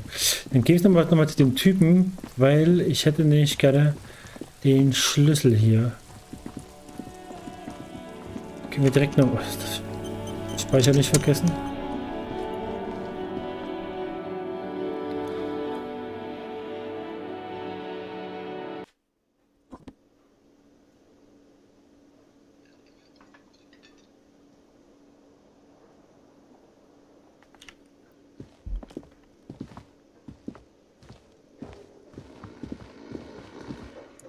Was ist das? Eine Rumflasche wurde umgestoßen. Wundervolle dunkle Flüssigkeit schwappt aus ihr heraus. That sugary black rum stain on the counter makes you teary-eyed with joy. It's almost touching how syrupy and sticky it is. How long have you been up already? Nicht jetzt. Oh, excuse me. Do you have something better to do than lust for sweet syrupy rum and lemonade? With a twist of lemon? Maybe lime. Maybe who cares? Just rum. Du schließt den Gedanken ab. Der kann jetzt nicht saufen.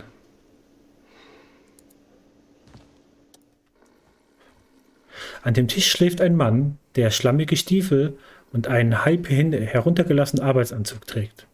Auf seinem Rücken steht Wild Pines. Der Schriftzug ist Teil eines kreisförmigen Logos mit einem Baum. On the counter, rolled out of his open hand, you see a blister pack of headache medicine. Oh. Ich nehme die Pillen an mich. The man does not mind. You probably need them more than he does. You've just picked up some magnesium. This item is stored in the bottom left corner of the screen above your character portrait. Use magnesium to heal your morale if you have morale damage. Okay. Ich versuche ihn zu wecken. You gently shake his shoulder, but nothing happens. This man could probably sleep soundly in the ship's engine room. Okay, Ende.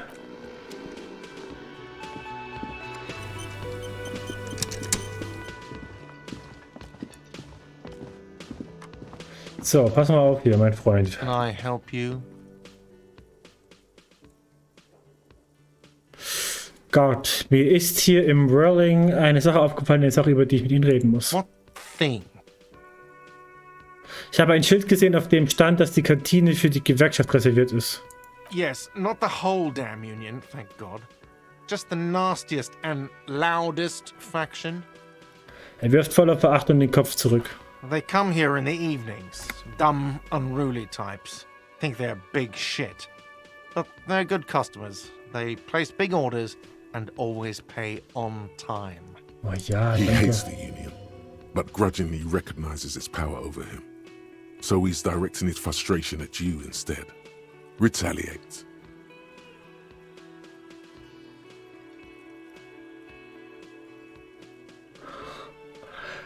Es ist eine Schande, dass Sie der Gewerkschaft in den Arsch kriechen müssen, um sie über Wasser zu halten. I don't. I'm simply providing a service, or really facilitating the offering of services to paying customers, and it doesn't matter. I don't have to explain myself to you. We should find out who this Lord faction is, occupying the booth. Loudness means talkative, and we need info. Wie wollen wir sie We finden? don't. We have to wait. They'll show up sooner or later. Men get hungry, even striking men. If not today, then they'll be here tomorrow. Okay. There are these things called days. You sleep between them. He's saying they'll come after you've slept. Just making clear you got that. Okay, cool, danke, liebe Logik. What?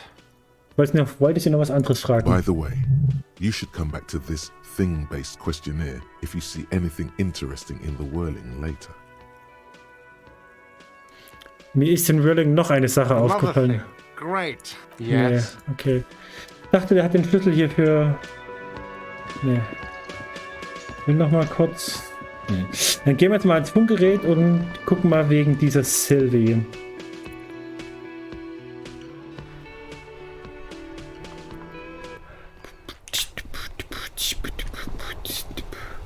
Was haben wir denn hier? Die Schubkarre schmilzt einen Schneehaufen vor sich hin. Auf dem Straßenschild steht, fick die Polizei. Nun. Inside, you see a set of steering wheels, a das haben wir radio schon. microphone, a pull-out. Funkgerät. Precinct 57, how may I assist you? Sie müssen mich bitte mit einer Zivilistin verbinden, einer gewissen Sylvie. Möglicherweise hat sie einen Mord gemeldet. Of course. What is her number, officer? Kim hat Gart Ihnen nicht Sylvies Nummer gegeben? Yes, hold on. Her number is 005 1944 298. Received. Hold on, officer.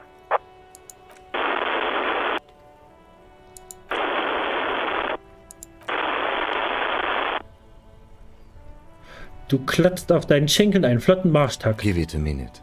She might be busy at the moment. Takes a bit to get to the phone. Just wait. Relax. Okay, okay.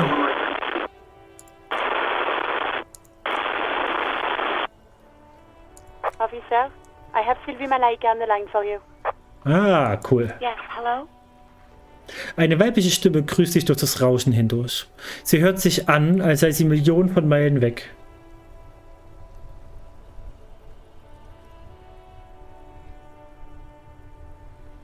Hallo, hier spricht die Polizei. Ich habe ein paar Fragen zu Ihren letzten Arbeitstagen. Oh, right. Hello, officer. What can I do for you? You can hear resentment in her tone. She's not thrilled to be talking to you again.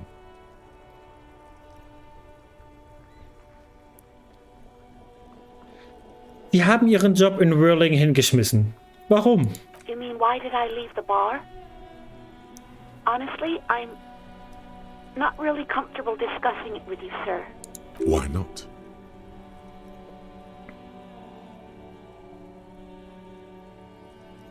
Moment, warum sind Sie nicht bereit, mit mir darüber zu reden? Let's just say I left because I needed to get away from someone. Von wem wollten Sie sich fernhalten? You know whom? You think you hear a sliver of accusation in her words. Okay. Don't be paranoid. She's obviously talking about someone else, not you. Okay, sind Sie wegen Gart gegangen? What? No, why would you even think that?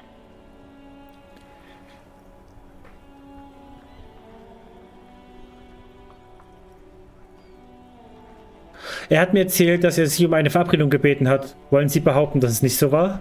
Please, don't bring Gart into this. It's none of your business. I already said I don't want to talk about this. You're messing everything up again. Oh, fuck. Dann war es wegen mir. You mean, why did I... Why not?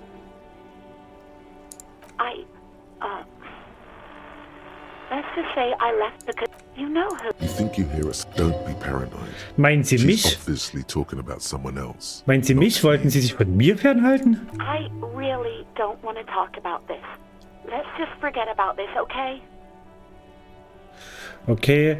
Na schön, ich will Sie nicht weiter unter Druck setzen. Werden Sie irgendwann wieder zur Arbeit kommen? Maybe, I don't know. I just know I have to take some time off right now. Okay. Haben Sie die Polizei gerufen? No, not me. Aber warum haben Sie denn nicht angerufen? Hat es Sie nicht gestört, eine Leiche hinter Ihrem Arbeitsplatz hängen zu sehen? What? Of course it bothered me. But I thought the union already knew about the court. Was hat denn die Gewerkschaft damit zu tun? No one calls the police. The union would get angry. Oh, wie meint sie das? You know, what the union says goes. People listen to them and they take care of their own, which is like everyone here. Garbage.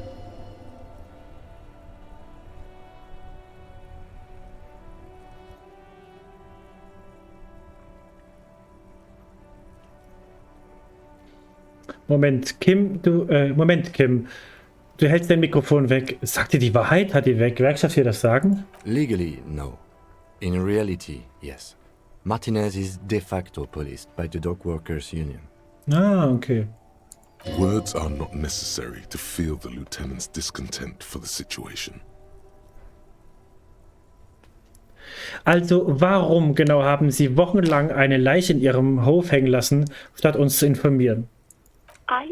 I didn't want to get in trouble with the others. Push her further. Show her the error of her ways. No, don't push her. It sounds as if she's about to cry. Was für andere? The other people who live around here. Local people. I didn't want trouble. Her voice is resigned and weak. Was meinen Sie mit Ärger? You don't live here. You don't understand. Squealing is frowned upon here. Everything is dealt with, well, by the union, internally. Please, I just didn't want any trouble. Ich verstehe. Machen Sie sich keine Sorgen, ich verstehe das. You do? Oh. What else can I do for you? Wissen Sie, wer die Polizei gerufen hat? No, sorry. I don't. Not a lot of people have phones around here. Copper thieves take the wires. Ah, okay. People don't have the money to have the cables put in again. They use the union's phone, or the one on the coast. So the union has a phone, and there's one further down the coast. Got it. Okay. It was someone else. We'll find them sooner or later, officer. It just might take a while. Okay. Nächste Frage. Yeah, go on. Was soll ich Sie fragen? Ich frag Sie, ich mach's. Haben Sie meinen Ausweis gesehen? Yes, I know who you are. You're a police officer. The law. This exact conversation has happened before. Establishing authority before this young girl seems to have been important to you in the past. Don't go there again. Ich mach's. Mein Ausweis ist weg. Haben Sie ihn irgendwo gesehen? Oh, no. I haven't, sorry. Real policemen have uniforms too, by the way. Where's yours? Kim trägt keine Uniform und er scheint echt zu sein. He's in plain clothes, voluntarily. It's different from not knowing where your uniform is. There are officers who wear the signature Perseus black uniforms to the highest ranks in the RCM and end up buried in them as well. Others do it more casually. Looks like you're one of them. Ich glaube, ich habe alles, was ich brauche. Vielen Dank. I do hope so. Please, don't call me again. Bye. Moment, warum ist sie denn so wütend auf mich? Yes, you've obviously done something to upset her at the Whirling in Rags, when she was still working there.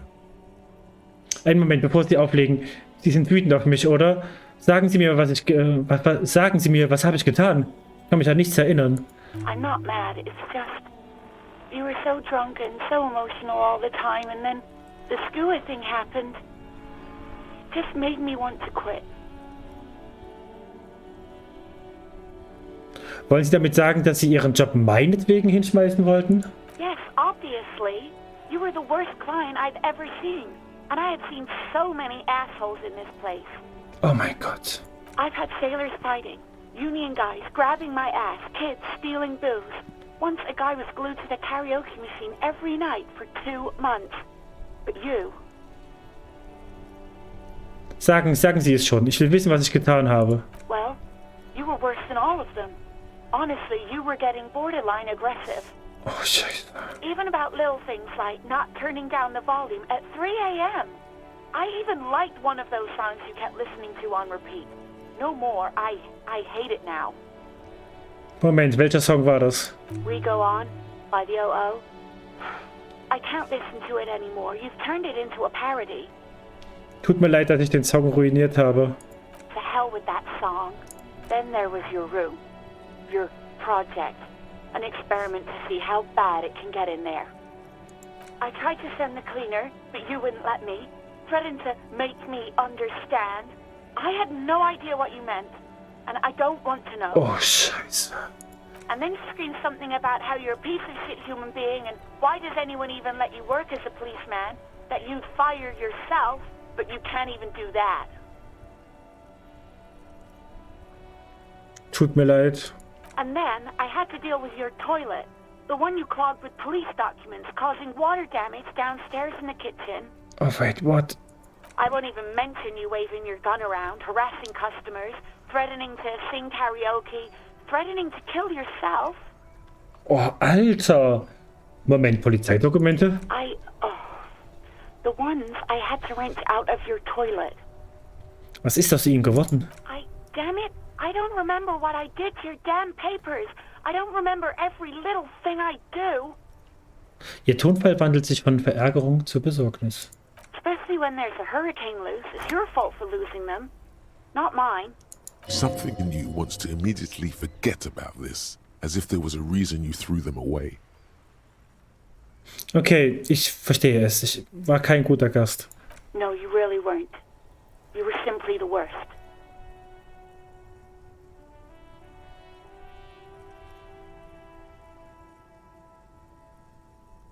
Es tut mir wirklich aufrichtig leid, Sylvie. God, I knew I shouldn't have brought it up. Just try not to call me again, and let's pretend it never happened.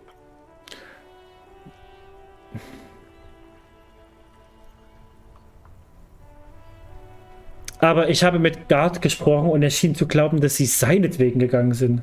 Wait, really? No, this is absolutely not true. I like Guard. I really do. Ist er nicht zu weit gegangen, als er sich mit ihnen verabreden wollte? No, I was actually flattered. I've always liked him. It was just bad timing. With the corpse and all that. There's a pause. You can almost see her on the other side. The telephone cord coiled around her index. I didn't know what to say to him later. Then you came and destroyed the place. So I left without explaining. I should have told him maybe. Ich kann es ihm sagen. Okay, but please don't mess it up. Please don't take out your gun or something. Krass. Die Sache mit dem was? Scuba? The stuffed bird. The great Skua. You threw it against the wall while screaming, "Fuck that bird," and laughing like a maniac. I think you said it had been giving you shit ever since you got there. Warum vermassle ich immer alles? It was a pretty bird. There since I started working in whirling. I really liked her. We call her Scotty. There's genuine sadness in her voice. Aha. Danke, dass Sie Zeit für mich genommen haben. Passen Sie auf sich auf. You hear a sigh of relief on the other end of the radio. Wordless, the call breaks. Then, the already familiar voice. Anything else I can help you with, officer? Ich bin mit dem Funkgerät fertig. Anruf beenden. 57 over and out. In the cabin, you see a set of steering levers. Holy shit, ist das ein... Oh Gott, ich will's gar nicht sagen. Oh, warum kann ich hier nicht mehr rein? Was denn jetzt?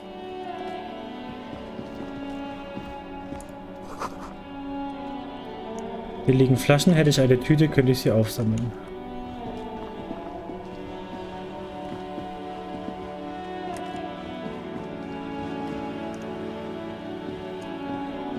Holy shit, okay. Ach, jetzt geht's wieder, okay.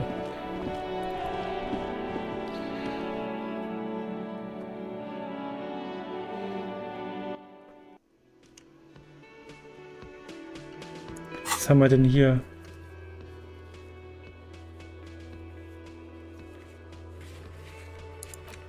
Okay. Okay.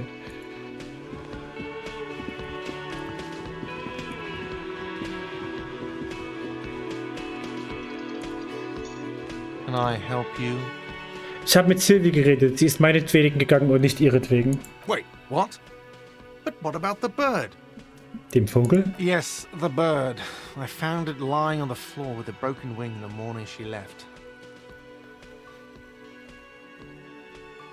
Sie hat ihn nicht kaputt gemacht, das war ich. Ich habe ihn gegen die Wand geworfen. You broke the skewer.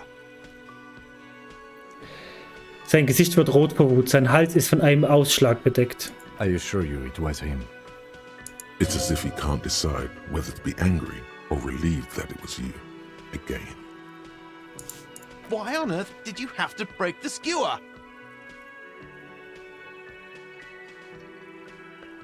Sagen Sie es mir. I can't believe it. I was so sure it was Sylvie. Even worse, I thought she was trying to send me a message. Symbol of hope and all. A tender type of hope. Something stirs in you. Perhaps this is why you broke it. All right. Did she say anything else? About me, you know? Did she say anything about me? Sie hat gesagt, sie habe sich geschmeichelt gefühlt. Es sei einfach ein schlechter Zeitpunkt gewesen. Really? I should give her a call then. Der Mann ist sprachlos. Er wischt sich über die Stirn und starrt auf die Theke. Thanks, I guess. Was there anything else you wanted, or? Auf Wiedersehen. So, hätten wir das.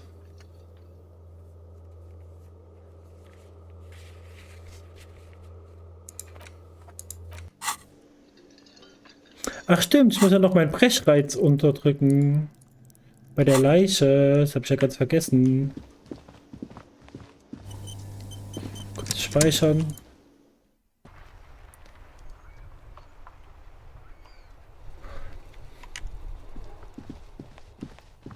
Wollen wir mal sehen. Dreckskind. There he still is, looking right through you. Ich versuche, mich nicht zu übergeben. The body below. The smell is repulsive. It pushes in from your mouth, more instant and more familiar than anything you expected. More fever than odor. It fills your mind, flushing you from within. Ich lasse es raus.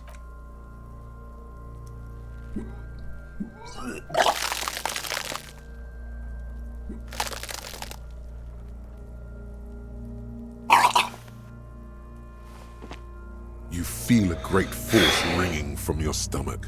Your body curls and pushes it out, burst by burst, until a pool of vomit lies under your feet and your throat stings from the stomach acid. Meine Güte. It's okay. Happens to everyone. Keep it. Danke. The hangover is clearly making these worse for you. You could use some ammonia to clear your head. Gut, aber woher bekomme ich Ammoniak? There is Frit nearby, east of the hostel. They usually have a small apothecary. If they don't...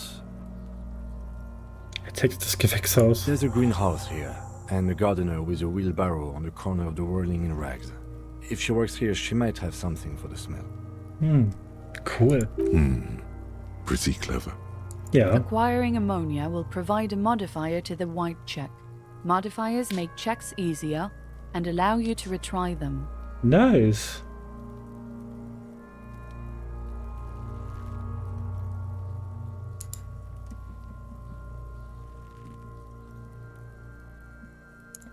Oh, okay. Kann jetzt also nicht weitermachen, weil ich jetzt kein Ammoniak habe. Und deswegen die Leiche nicht untersuchen kann, weil ich mich sonst jedes Mal übergeben würde. Dann reden wir mal mit ihr hier. Hallo. The RCM in Martinez. What can I help you with? Ich habe ein paar Fragen an Sie. Of course. What can I help you with? Mein Partner hat mir erzählt, dass Sie Ammoniak haben. Würden Sie mir welches geben? Sure, I'm done with it. Sie nimmt eine kleine Kapsel aus ihrer Brusttasche und gibt sie dir. Go easy on that stuff. It gave me a terrible headache. Danke, ich muss los. Of course. I won't hold you back. Sie wischt sich mit dem kanariengelben Handschuh über die Her Stirn. gloves. You get the feeling that you need them. You have a dead body to deal with after all. Eine Sache noch. Kann ich Ihre Handschuhe ausleihen? Sure, keep them. I have another pair. Cool, danke. Sehr, sehr freundlich. Kleidung, Handschuhe, +1 Mechanik. Was haben wir hier noch?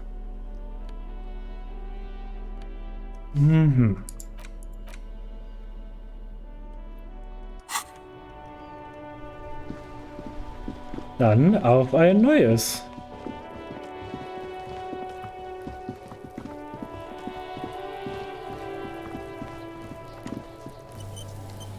Muss ich das jetzt anwenden oder kann ich jetzt There he einfach... still is, looking right jetzt. through you with his white eyes. +1 The body below Ammoniak dabei. is entirely dedicated Ich versuch's to that einfach nochmal. corpse smell.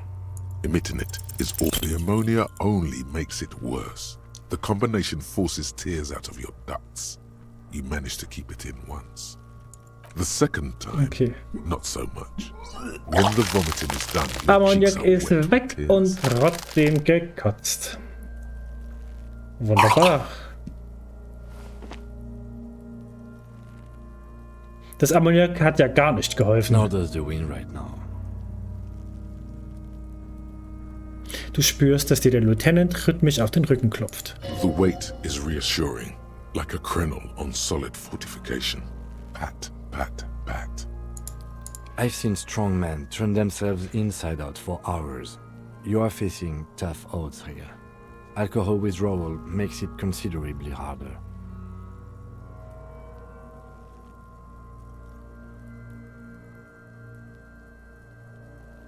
Machen Sie das ohne mich, ich kann es einfach nicht einhalten. No.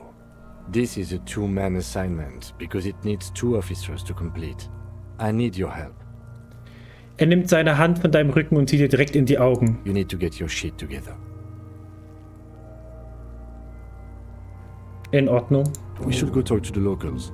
Find something else to do while the wind changes. It's pretty bad right now. Okay. You've gained a thought. When this dialogue is over, go to your thought cabinet and internalize it for special bonuses and effects. Oh, cool. Give it half an hour. Get yourself together. Then come back and have another go. Okay, ich habe halt nur kein Ammoniak mehr. Naja. Was haben wir denn jetzt? Volumetrischer Kackkompressor. Interessant. Dein Scheiß ist aus den Fugen und das ist sowohl eines Bullen als auch eines Menschen unwürdig. Dein Scheiß sollte genau das Gegenteil sein, nämlich beisammen. Schön ordentlich und auf einen kleinen Bereich verdichtet. Um ein anständiges Scheiß-Kompressionsniveau zu erreichen, sollst du deine Arschbacken für 30 Minuten zusammendrücken. Tu das gleiche mit deinen beiden Gehirnhälften. Rede mit Leuten, vielleicht hilft das. Okay, lol.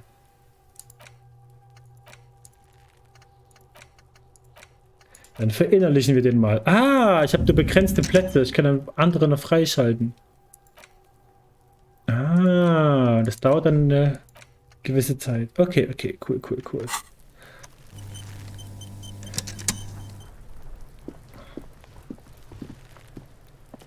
Dann reden wir erstmal mit anderen.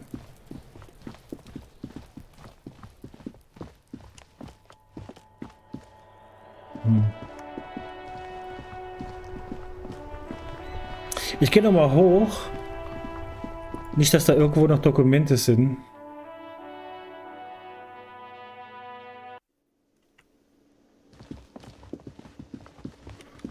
Jetzt finde ich ja doch noch irgendwie meine Dokumente.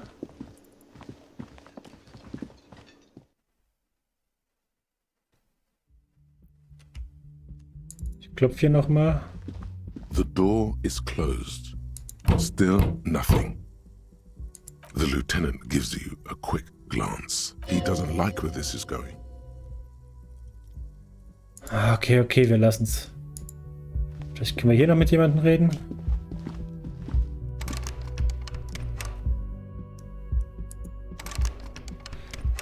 Kann ich nicht einfach klopfen oder was?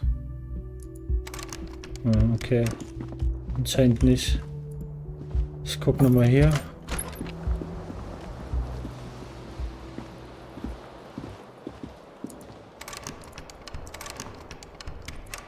Kannst du Schlösser knacken, Bruder? Yes.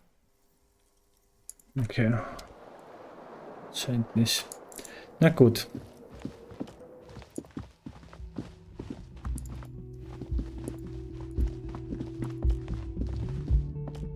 Dann müssen wir uns draußen wohl mit ein paar Leuten unterhalten.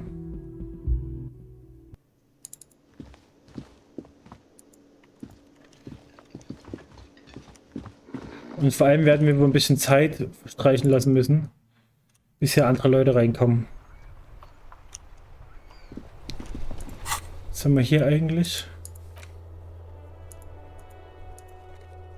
Ah, hier steht dann auch, was wir brauchen dafür. Geil.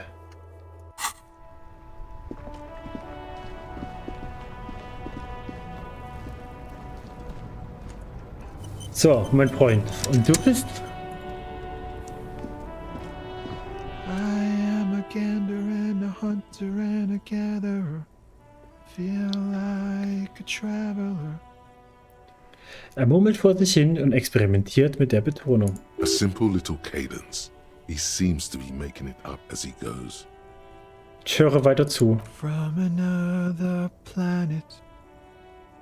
Hey there. Er hört auf und wendet sich an dich. Was ist hier los? It's the jam, my man. Mit einer ausladenden Geste zeigt er auf die vielen Lastwagen. Ein Stau? It's a traffic jam for the ages. Harbor gates up the street are shut tight. No explanation given. Workers on strike, scabs agitating, an all-around clusterfuck. Meanwhile, we're all stuck here in long-haul limbo for days upon days upon days. Upon days. Seit wann sind Sie denn hier? Feels like forever. Like I was born on this here roundabout and this was all I ever knew. Just me and the metal and the tires, the oil and the fumes of mazout. Mazout is an antiquated term for heavy fuel oils. This man has a barely suppressed performative streak. Or he just likes unusual words. Or both.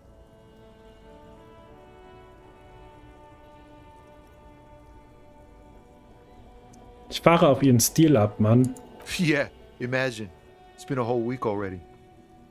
Er lacht spöttisch, erfreut, dass ihr sein Stil gefällt. Behind the laugh, however, a touch of sorrow. So tell me, what do you need?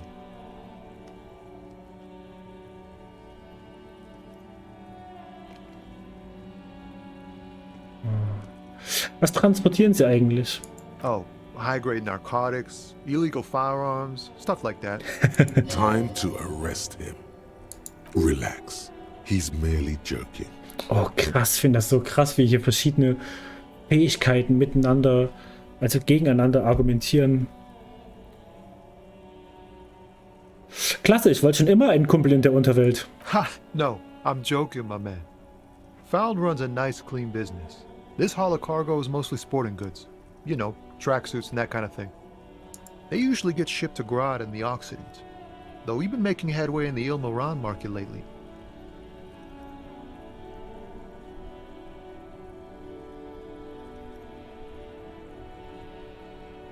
Kann ich einen der fahlen Trainingsanzüge aus Ihren Lastwagen haben? We're pals and all, but I can't just freely hand out the merchandise. The bosses won't be happy. Ist das hinter Ihnen Ihre Maschine? This rockin' beauty. Sure is. Like a rash you can't get rid of. You interested in heavy-duty cargo machinery? A motor lorry, also called a camion, on Caillou and neighboring islands. This one looks roughed up enough to be some sort of found rust bucket. Maybe the A6? Ist das ein fahlen A6? Good eye, my man. Yup, she's an old one, but reliable. Me and her spent a long time together. There it is again. A little touch of sadness beneath his cool. He thinks he's spent too long in this lorry. Also ist alles völlig legal. Not unless they've illegalized sports equipment while I was on the road. Okay. Verstanden. Ich habe noch eine andere Frage. The man taps his fingers rhythmically against his arm. Erzählen Sie mir mehr über diesen Streik. It's like whatever's going on over at the docks. Workers got a blockade set up, making demands, no way in or out. Was für eine Forderung stellt die Gewerkschaft? Some pretty wild stuff, I hear. Like a giant new power crane in half the company? I forget what exactly. Good on them, I guess. I've heard talk there's a company rep in town, too. Like a strike negotiator type. They'd know what's up. Precise demands and so on. Ah, yes, from the Wild Pines. We'll meet her soon enough, I'm sure. Was glauben Sie, was die Firma will? They want to keep that money flowing in, my man. Ka-ching. He doesn't blame them, but he's not on their side. That's for sure. Gibt es noch etwas, das ich wissen sollte? Anything else? Yeah, this ain't really my area of expertise. I just do my job and get paid. I have things to do and places to be. All of us do. Wer ist wir? Us lorry drivers. Camionneurs. You still hang around here waiting for this mess to end. Most have scurried off somewhere to get drunk or high. Or laid. Not that I blame them, really. Sie aber nicht? Not my thing. Chasing transient pleasures is a drag these days. I prefer the examined life now. Thinking, reflecting, observing.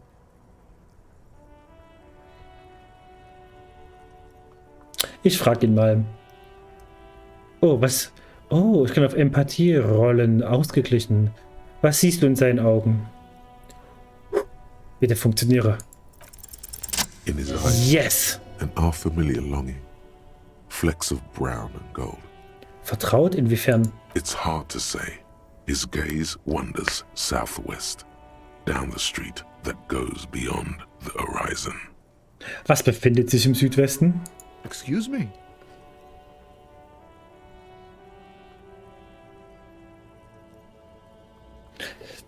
Doch kann ich nachvollziehen. Seit ich aufgewacht bin, spüre ich etwas Ähnliches. Man, I don't know what to say. Not much anyone can do. There's no helping in absence, you know. I miss my family. They're all I have. My wife, second kid on the way, waiting all the way in Diora. And here I am stuck in this shit, so far from home. Diora? Diora of the Seven Seas.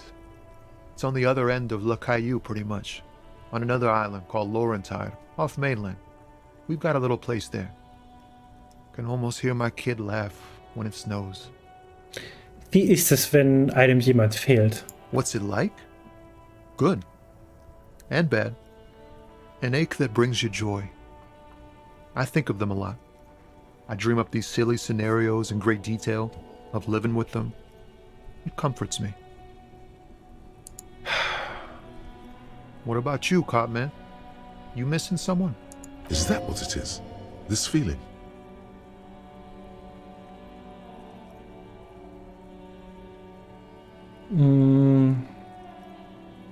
Mir fehlt jemand, aber ich weiß nicht wer. I feel for you, my friend. It's bad enough to know who you miss. Missing like that doesn't feel like it has much of an upside. But, thanks for this. It's nice to talk to someone, and I know it wasn't easy to ask. I hope you find your way through your own troubles. Ah, das ist lieb. Wissen Sie irgendetwas über den Toten, der hinter dem Hostel dort hängt? He ain't one of us drivers. I know that. All accounted for. Otherwise, I haven't really asked about that. Been wasting time right here. Keep him busy. It's easy to see he's telling the truth. He's kept his nose out of the dark stuff. Womit haben Sie sich beschäftigt? The man taps his fingers rhythmically. Ich habe gesagt, na gut, vergessen Sie es. Da ist gut. Gute Unterhaltung, mehr brauche ich nicht. Ende. Don't be a stranger.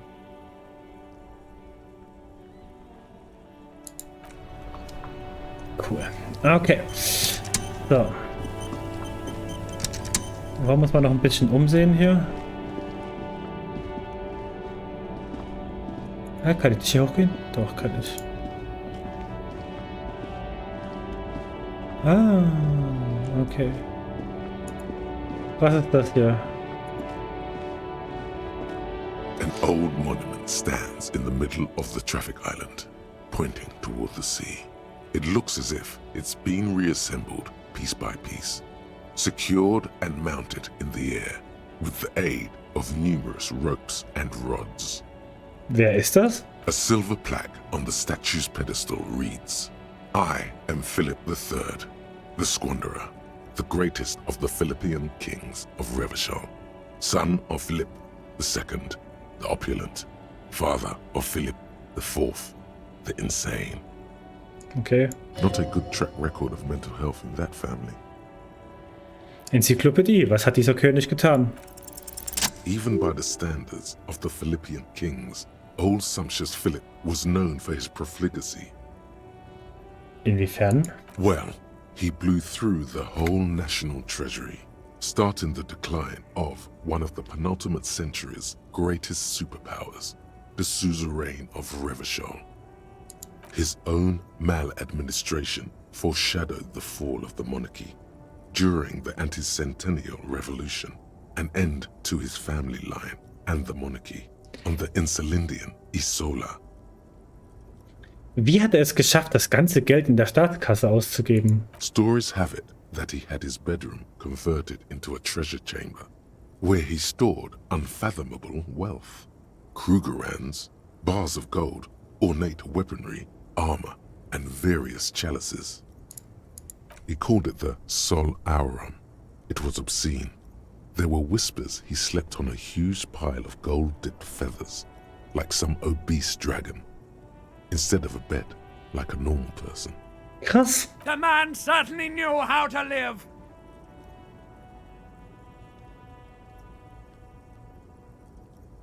Ich würde gerne auch Gold schlafen, wie ein richtiger Geschäftemacher. But wait, you haven't even heard about his fabled cocaine addiction. Sagt er was? You see, old Philippe wasn't just good at squandering the national treasury on gold and ceremonial weaponry, he was also a prodigious snorter of nose candy.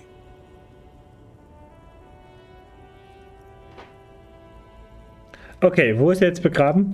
Beneath the cold waters of the Insulindian Bay, thrown there by the revolutionaries after they cleaned out the royal mausoleum. Was ist mit der Statue passiert?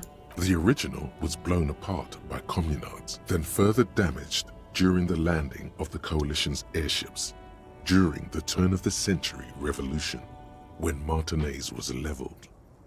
Most historians think the coalition's hasty landing may have ultimately saved the statue.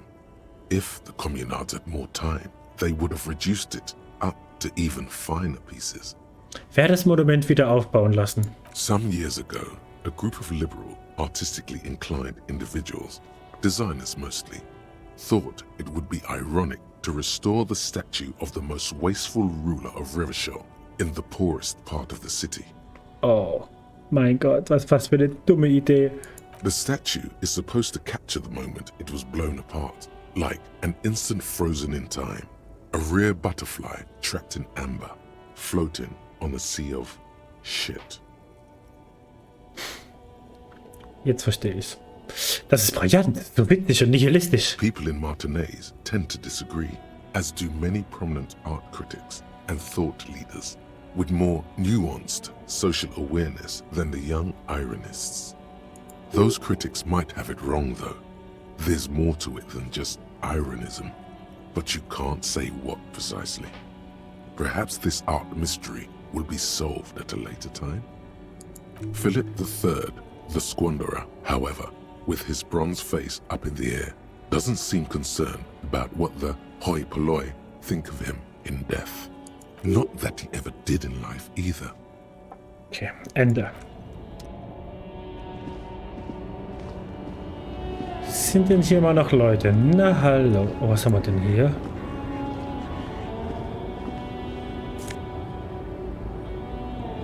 Ein weißes Tanktop, das nehmen wir mit.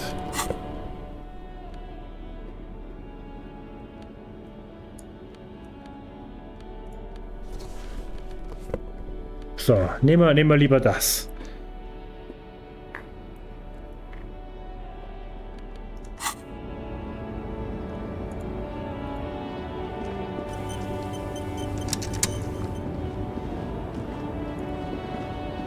small, wrinkled woman does not greet you. She nods along to something on her radio. A photograph is clutched in her hands, and there is a warm smile on her face. The photo, an ambrotype from the turn of the century, as golden as her smile. It's the warmth of a winter night's fire. Maybe she could give you comfort and shelter, some cigarettes and food money.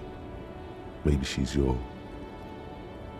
Entschuldigen Sie, ich möchte Ihnen ein paar Fragen stellen. No response. Wherever this woman is, your words fail to reach her. Großmutter? Nothing. Her smile just keeps widening. Her hair is grey. Ich schnipse mit meinen Fingern vor ihrem Gesicht. Wait. Der Lieutenant hält dich vom Schnippen ab. She's just a distracted old woman. Better to leave her alone. Wenn Sie meinen, gehen wir weg. Ist okay. Was haben wir hier jetzt gerade bekommen? Ah.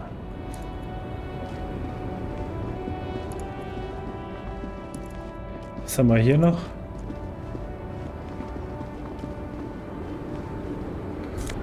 Ah, Geld. Cool.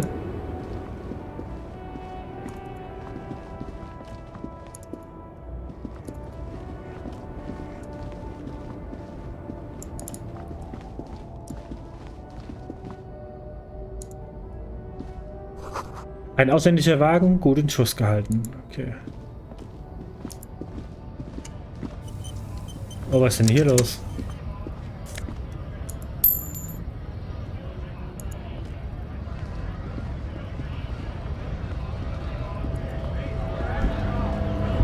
Ohne Arbeit bin ich nichts. Kommt schon, Leute, ich brauche diesen Job.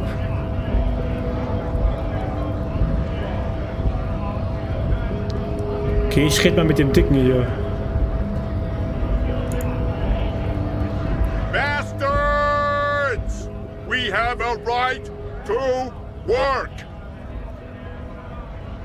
Brüllt der Mann in Richtung der Hafentore.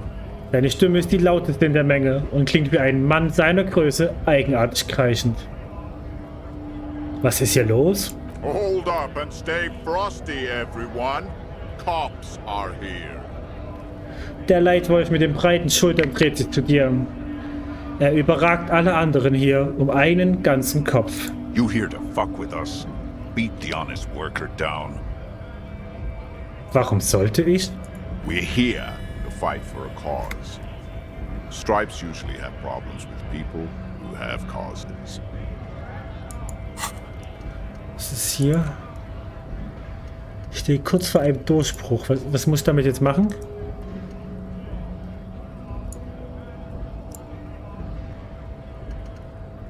Ah, wer weiß. Okay, nein, ich schätze nicht. Good. We're fighting for a cause here. Right to work! Right to work! Besides, we're not that different. It helps if people see us talking, cops and strikebreakers together. Shows authorities are on our side. Builds confidence.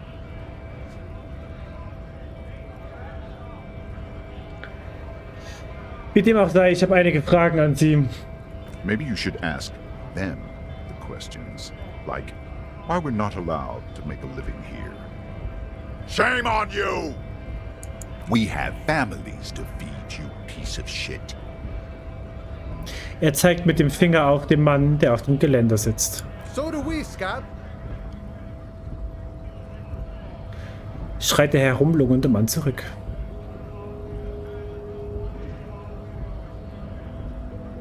Wer sind diese ganzen Streikbrecher?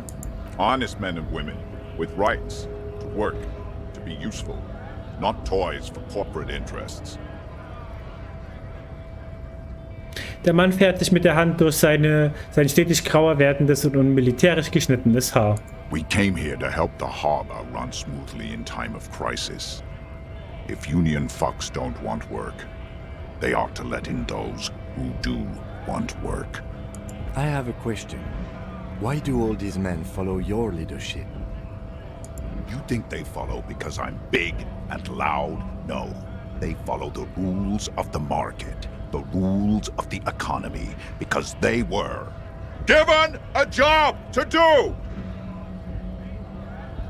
Okay, ich verschwinde jetzt einfach.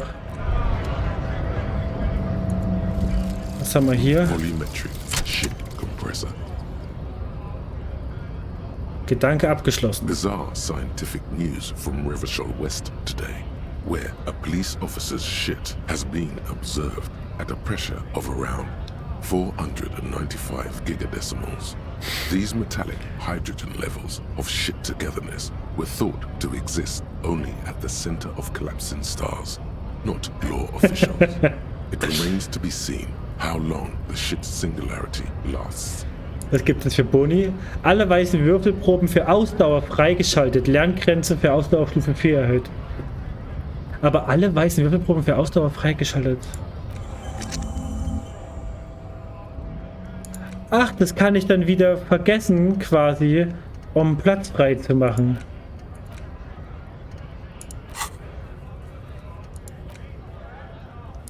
Jetzt kann ich... Oh, jetzt kann ich hier zurück. Das sagt mir das Spiel. Wie cool. Dann machen wir das mal.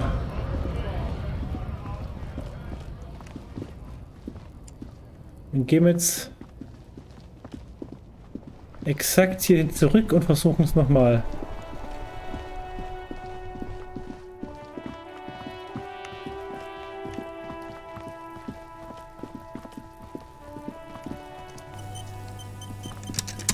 There he still is, looking right through you. Plus 6, scheiß besser, 58% Wahrscheinlichkeit. Is entirely dedicated to that. As you breathe in, yes, the odor comes over you. It's a smell of the mind telling you to run, and your stomach to wring itself empty. With your hands at your sides and your eyes squinting, you stand in it. Riechen die immer so? Nee, ich gehe näher ran. The man before you is naked, but for a pair of underpants and enameled boots. His skin is greenish, marbled with decaying veins, and blotched by lividity. A fading web of tattoos covers his chest and shoulders. The cargo belt used to fasten him to the branch above appears industrial in strength. Ich untersuche die Tätowierung. An intricate web of blue lines stretches across the torso, from the right shoulder to the solar plexus. Each time they intersect, a small white star is formed in their crossing. Hundreds of fading asterisks riddle his skin. Their concentration is highest around his heart. His corpse is marked by stars. Wovon wird meine gezeichnet sein? Also meine Leiche. Alcohol and heartbreak. Ist das eine Karte des Nachthimmels? A map of the stars. I do see some similarity to astronomical charts. Great Century Messinian, maybe. But this seems more particular. Customized somehow. As if someone left out most of the night sky, filtering it through personal choice. The principle of this filter remains unknown to you. The thought dissipates, and you feel as though you were only half right. Yes, Queen. Leda, vielen lieben Dank für den Follow. Schön, dass du da bist. Ich übersehe hier etwas. So am I.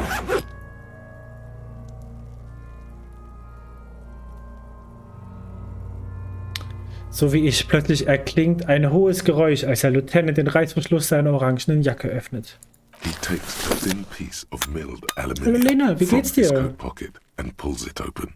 Sounds Willkommen like a im Stream. sword being unsheathed. A small lens appears.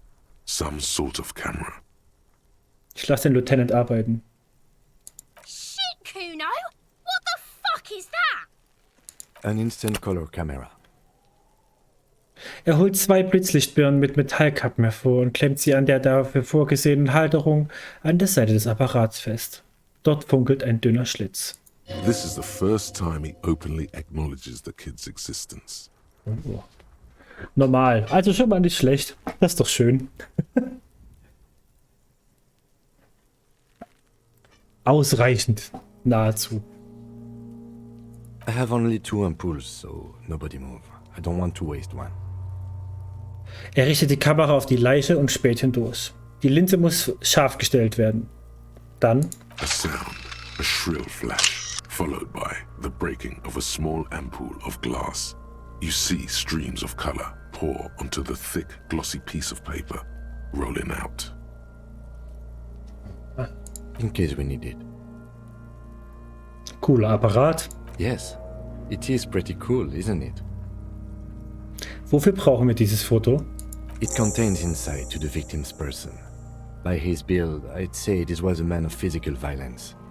The story he wanted his body to tell was important to him. It is his letter.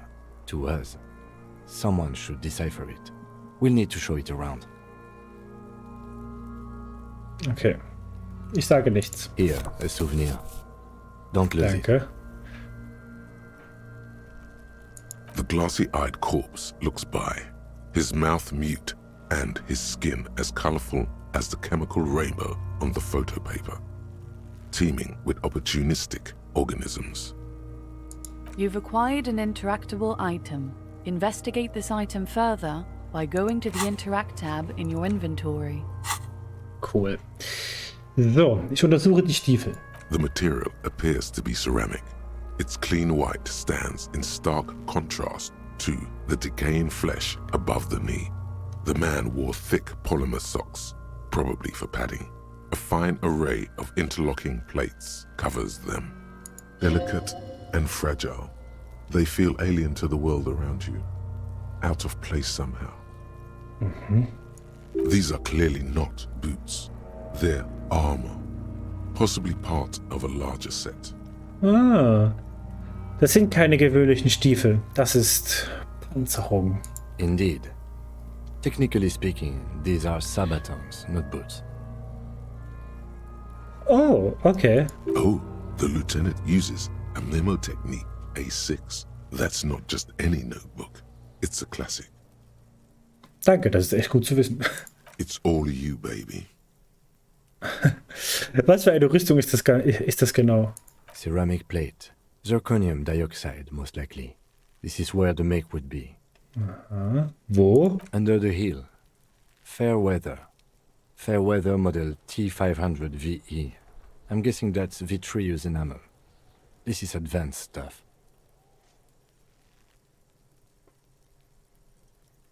Was ist mit dem Rest davon passiert? The locals probably scavenged it. It would be odd if he had more on after 7 days. We should keep a lookout for these pieces. The armor could yield information. Maybe he'll know something. Vielleicht hat er nur diese Stiefel getragen und es gibt gar keinen Rest der Rüstung? No, he must have worn something precious underneath his clothes. They've removed all his clothes to get to it. They did not just strip him for the putrid rags. Stimmt. Und wenn sie ihm befohlen haben, sich auszuziehen, bevor sie ihn erhängt haben, um ihn zu demütigen? They usually hang them completely naked for that. La puta madre, the Mazda, the Besmerties and the like. This one still has his underpants. Oh, stimmt. Fucking talking about underpants. Clearly, Kuno would like to interject something here, but there's not enough for him to hold on to. Wie konnte sich dieser Mann eine solch teure Ausrüstung leisten? That's for us to find out. Mr. Gart implied he was security personnel for the Harbor Company. This confirms my own assumptions. Die Ausrüstung ist für einen Sicherheitsbediensteten aber auf sehr hohem Niveau. I agree. This equipment is way beyond what a guard can afford. Dieses Material ist hier irgendwie fehl am Platz. It is. It's expensive. Der Lieutenant malt mit seinem Zeigefinger im Kondenswasser auf der Keramik eine Linie. We've requested similar material for our tactical units for years now. The constabularies deemed it too costly. In that time, we've lost 6 men to semi-automatics. Was kostet der Spaß denn? For a full set, about 4 years of wages. Oh, das ist ein bisschen viel. For the northwest region of Revachol, an officer's average yearly income is 5,500 real, unadjusted for rank.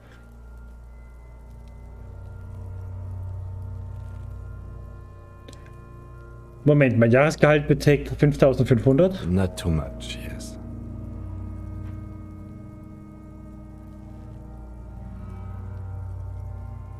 Naja, es reicht. The lieutenant nods, wiping his finger on his sleeve. Ich klopfe an die Stiefel. A small bell-like sound fills the air, like tapping on the side of a porcelain cup. Klingt zerbrechlich. It's anything but. This material is a kinetic redistributor. It spreads kinetic energy horizontally, from plate to plate, dissipating it entirely. See? Faint, organic lines cover the plates where they separate into smaller ones. These plates then divide into smaller plates until there are hundreds of them altogether, like whirls of floorboards. The design looks organic, influenced by highly resistant wood materials, like lignum vitae and ebony perhaps. Woran erinnern mich die? If trees were made of porcelain, this is what their cross-sections would look like. Ich fahre mit einem Finger über die Linien.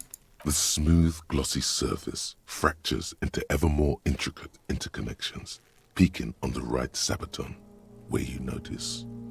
The whirls are in the shape of a letter and number combination, E50, 100, 1000.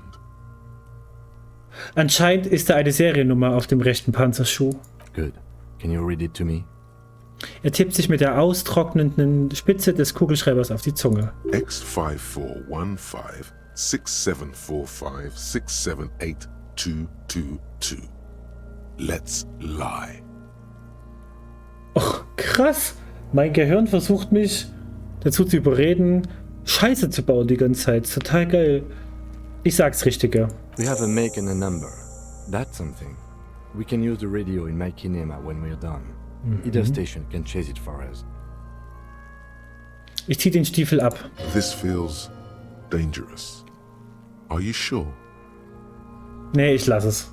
The sabatons dangle off. Ich weiche zurück und betrachte die Leiche. The cadaver slowly twists on the cargo belt. Ich untersuche den Gürtel. The hangman's knot is pulled tight by the weight of the corpse below. Yellow, hard-edged polyester cuts into his neck. Above, a sliding buckle ties the belt to the branch. This is a steel-reinforced cargo lashing belt, big brother of the regular cargo belt. It's used for tying cargo under 6-rotor airships. Fragen Sie mich nicht, wer ich das weiß, aber das ist ein Spanngurt, der zum Lufttransport von Frachten verwendet wird. Airlifting. I thought it was used on lorries for strapping cargo to them. Anscheinend ist das die verstärkte Ausführung für Lufttransporte. Das sagt mir mein Gehirn. The local harbor uses 6 rotors to shuffle containers around. I get the sense they use whatever was on hand, without paying much attention to not incriminating themselves.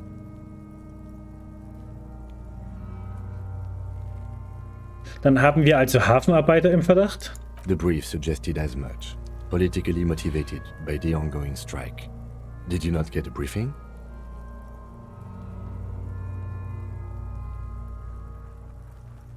Meine Vergangenheit wurde vollständig ausgelöscht. Nichts ist geblieben. Weder meine Mutter noch die Liebe meines Lebens. Und erst recht keine Zusammenfassung. Okay, you should ask me for one the first moment we get.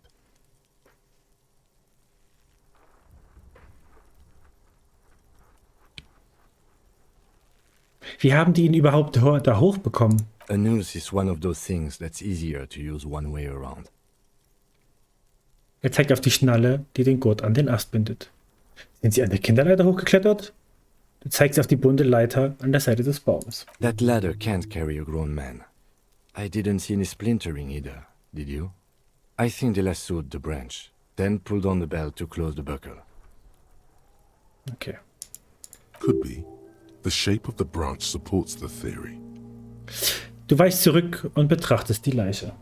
The cadaver hangs from the cargo belt, limbs limp and torso Ich sehe ihm in den Augen. tattoos. His eyes are milky white and blind to the world, protruding comically from their sockets. There is no one home, just subaquatic terrors there. Dark brown hair grows on his head. His face is ready to explode from the organic processes inside. The death's head grin has passed. What remains is an unrecognizable mess. Underneath the curdled meat there is an expression, not carried on his features, but below, inside, an expression of pleasure. This man was experiencing joy at the moment of his death. Verrat mir, wer du bist, Toter. The corpse is dead silent. You have no idea why you just said that. Who is he? He is male, 40 to 50, with an athletic build. Dieser Mann hat den Augenblick seines Todes genossen. Why do you think so? Nur so eine Eingebung. Okay. Ich weiche zurück. The corpse looks right through you as you distance yourself from its Ich kneife die Augen zusammen eyes und gehe like a einen Schritt shark. zurück. As you narrow your eyes, the monster before you blurs into a violent mess of green and pink. This is a trick. You've done it before. Pink is where the blood settled in the first hours post-mortem. You can use it to see if the corpse has been tampered with. Does his position at the time of death match the discoloration? Ich beobachte. Only the lower extremities are pink with a dash of blue. His fatted hands, thighs, and his neck, just above the noose. The rest of the corpse appears dark green in the cold spring air. Sein Gesicht und seine Hände sind pink, die Oberschenkel auch. I see it. His neck too. The lividity goes right up his chin. We have good, well-pronounced discoloration here. Ich entspanne meine Augen.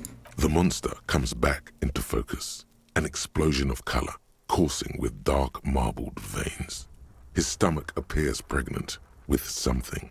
Black liquid streams down his thigh and onto his boot. So, what do you think?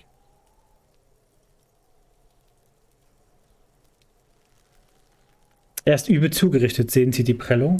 I do. Most of them are post-mortem. Maybe even all of them.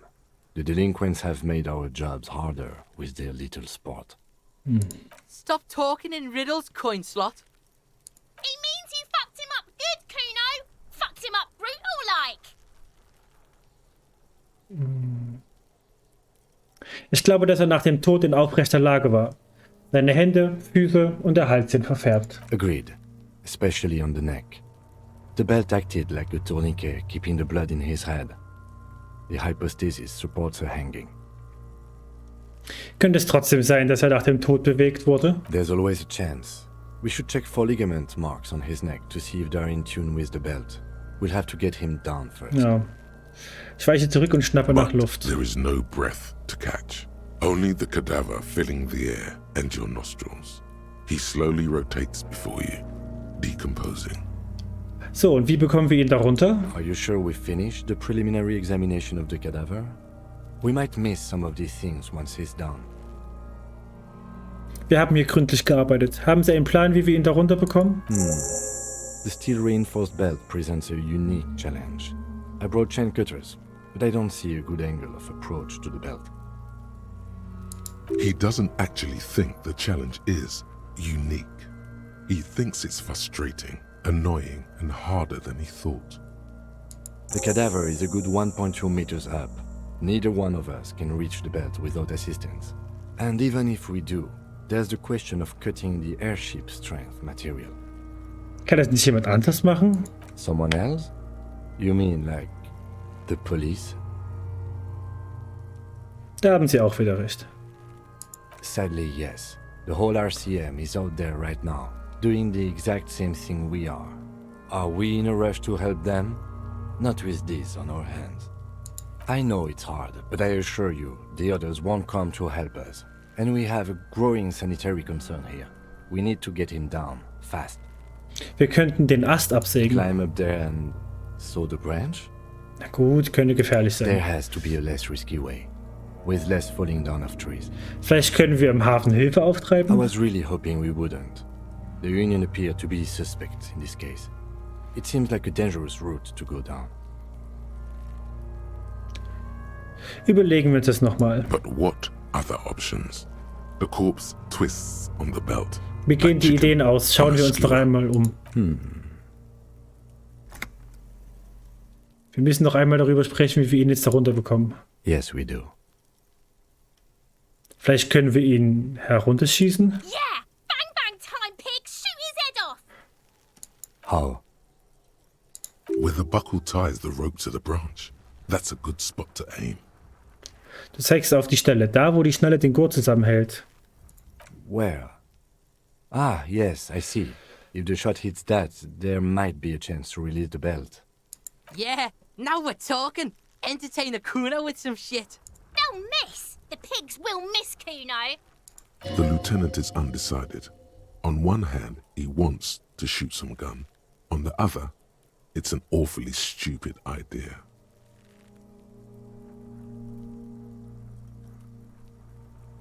Schießen Sie nur, Lieutenant. Was soll schon passieren? I'll blow his head off. Take it! Take the shot! Yeah, take the shot. Kuno wants some of that shit. Silence. With his elbow sharp, the lieutenant unzips his jacket. Oh, macht's wirklich. And produces a lightweight firearm. He drops a paper cartridge in the barrel, separates the scouring stick, and gives the cartridge 5 tucks. That's a Kiel A9090 Armistice. Oh Gott, wenn das jetzt schief geht, ne? Ascetic, frugal, one of the most common firearms in the world. He then steps back and assumes the fellow's desk position, taking aim. The corner of his eye twitches. His finger is on the trigger. Ich sage nichts. He's gonna fucking miss! The kid's voice is drowned in a shrill blast that echoes off the walls of the surrounding tenements. A cloud of smoke slowly parts in the air as the lieutenant steps back and says to himself, God damn it. Scheiße. He feels bad about it. About his eyes mostly. Just having bad eyesight. Probably from a young age. Whatever you do, do not console him. Fucking idiot! Mookaba asshole! Kuno could have hit it easy, but then Kuno's not fucking handicapped, is he? Und nun? I have to say, it's beginning to look unlikely we can get him down without assistance. Darf ich die Waffe haben? Lassen Sie mich mal versuchen. It's bad as it is. Us shooting firearms like punks. Go ahead. I'm not stopping you. Just don't lose it. Oh, ich bin... They only have one gun! Geil. This is the sorriest pair of pigs Kuno's ever seen. Ich nehme die Waffe. Yeah, take it, you fucking banani poika! Take it and shoot yourself in the mouth! Ich mache mich erst mit dem Gewicht A vertraut. cold piece of bakelite and gunmetal is surprisingly light. Your fingers fit right through the guard, instinctively resting on the trigger. The fuck are you waiting for, Kuno? Tell him to shoot himself in the mouth! Ich ziele mit der Waffe auf den Gürtel. The buckle comes into focus in your sights. You stand with your feet planted firmly in the ground and your left hand support. Why don't you just shoot yourself in your mouth? At least you won't miss. This isn't mere boundary pushing. There is a Oh my true God. suicidal rage in the kid as she's provoking you. Oh, ich könnte das Kind schießen. Ich mache zuerst mein linkes Auge zu. Your field of view narrows. The branch slowly moves, becoming entirely two-dimensional. The metal buckle glimmers, Oh my catching God. the noon light as the corpse slowly rotates. The slow movement of the branch in the wind and your shoulders directing the gun sink up, dancing hypnotically. Look, he's crying! Es hat sich wirklich Cry now, fucking faggoty! um 28... Oh Gott, ich mach's einfach. Yes! 28% The buckle Wahrscheinlichkeit. explodes into Geschafft. tiny pieces, coming loose with a whir. Geil. With your hand numb from the recoil, you look at the body slump down. For a moment, the man appears to kneel in front of you, looking straight at you, helpless, trapped within itself. Wer hat dich umgebracht? Communism. Wait, what? It takes a millisecond for the association to flash within your cortex. You have no idea where it's coming from, only that it's right. Then the rigor in his muscles gives up, and he smashes sideways into the spring mud, letting out a horrid Der nächste Fähigkeitenpunkt. Dein Freund und Helfer. Ace is high. Deine rechte Hand wird das. Oh yeah, High Five. A custom invented by the aerostatic brigades during the revolution is used to celebrate success in Revachol, especially in sports. The gesture is spread across the world despite the defeat of the revolutionaries themselves. High Five, Junge! Gönn. The lieutenant takes a little hop to perform the customary salutation. Your palm hurts from the slap. It's precise and down to the point. I knew these guys were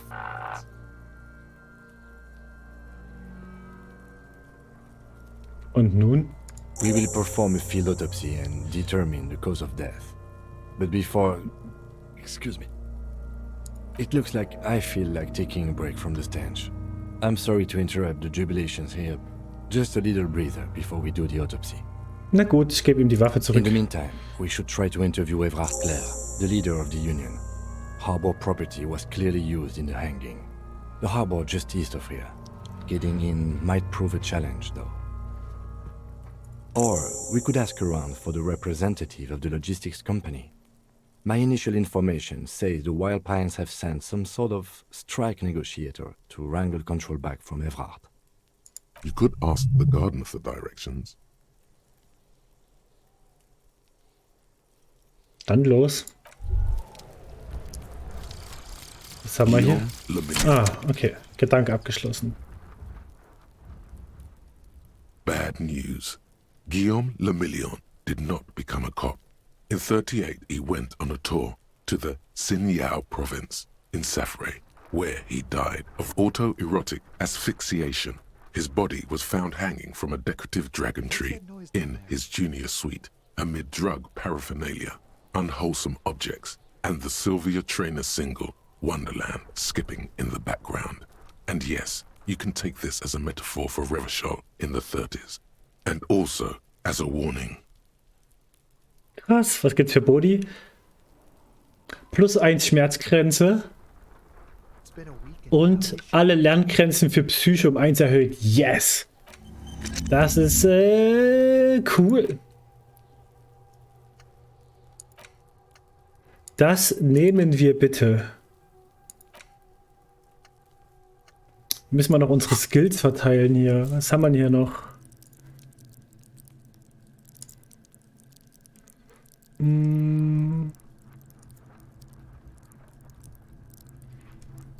Was haben wir hier noch?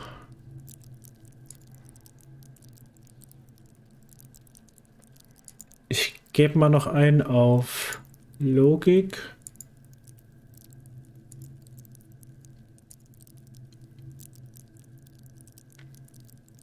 Und geben wir noch auf Rhetorik. So, cool. Haben wir hier jetzt Neues? Was zum Ah, ja, okay. Hier haben wir... Ach, du Heilige. Haben jetzt einiges vor uns. Aber ich werde jetzt hier erstmal Schluss machen müssen. Es war mir eine Ehre. Es war mir eine Ehre. Bis dann.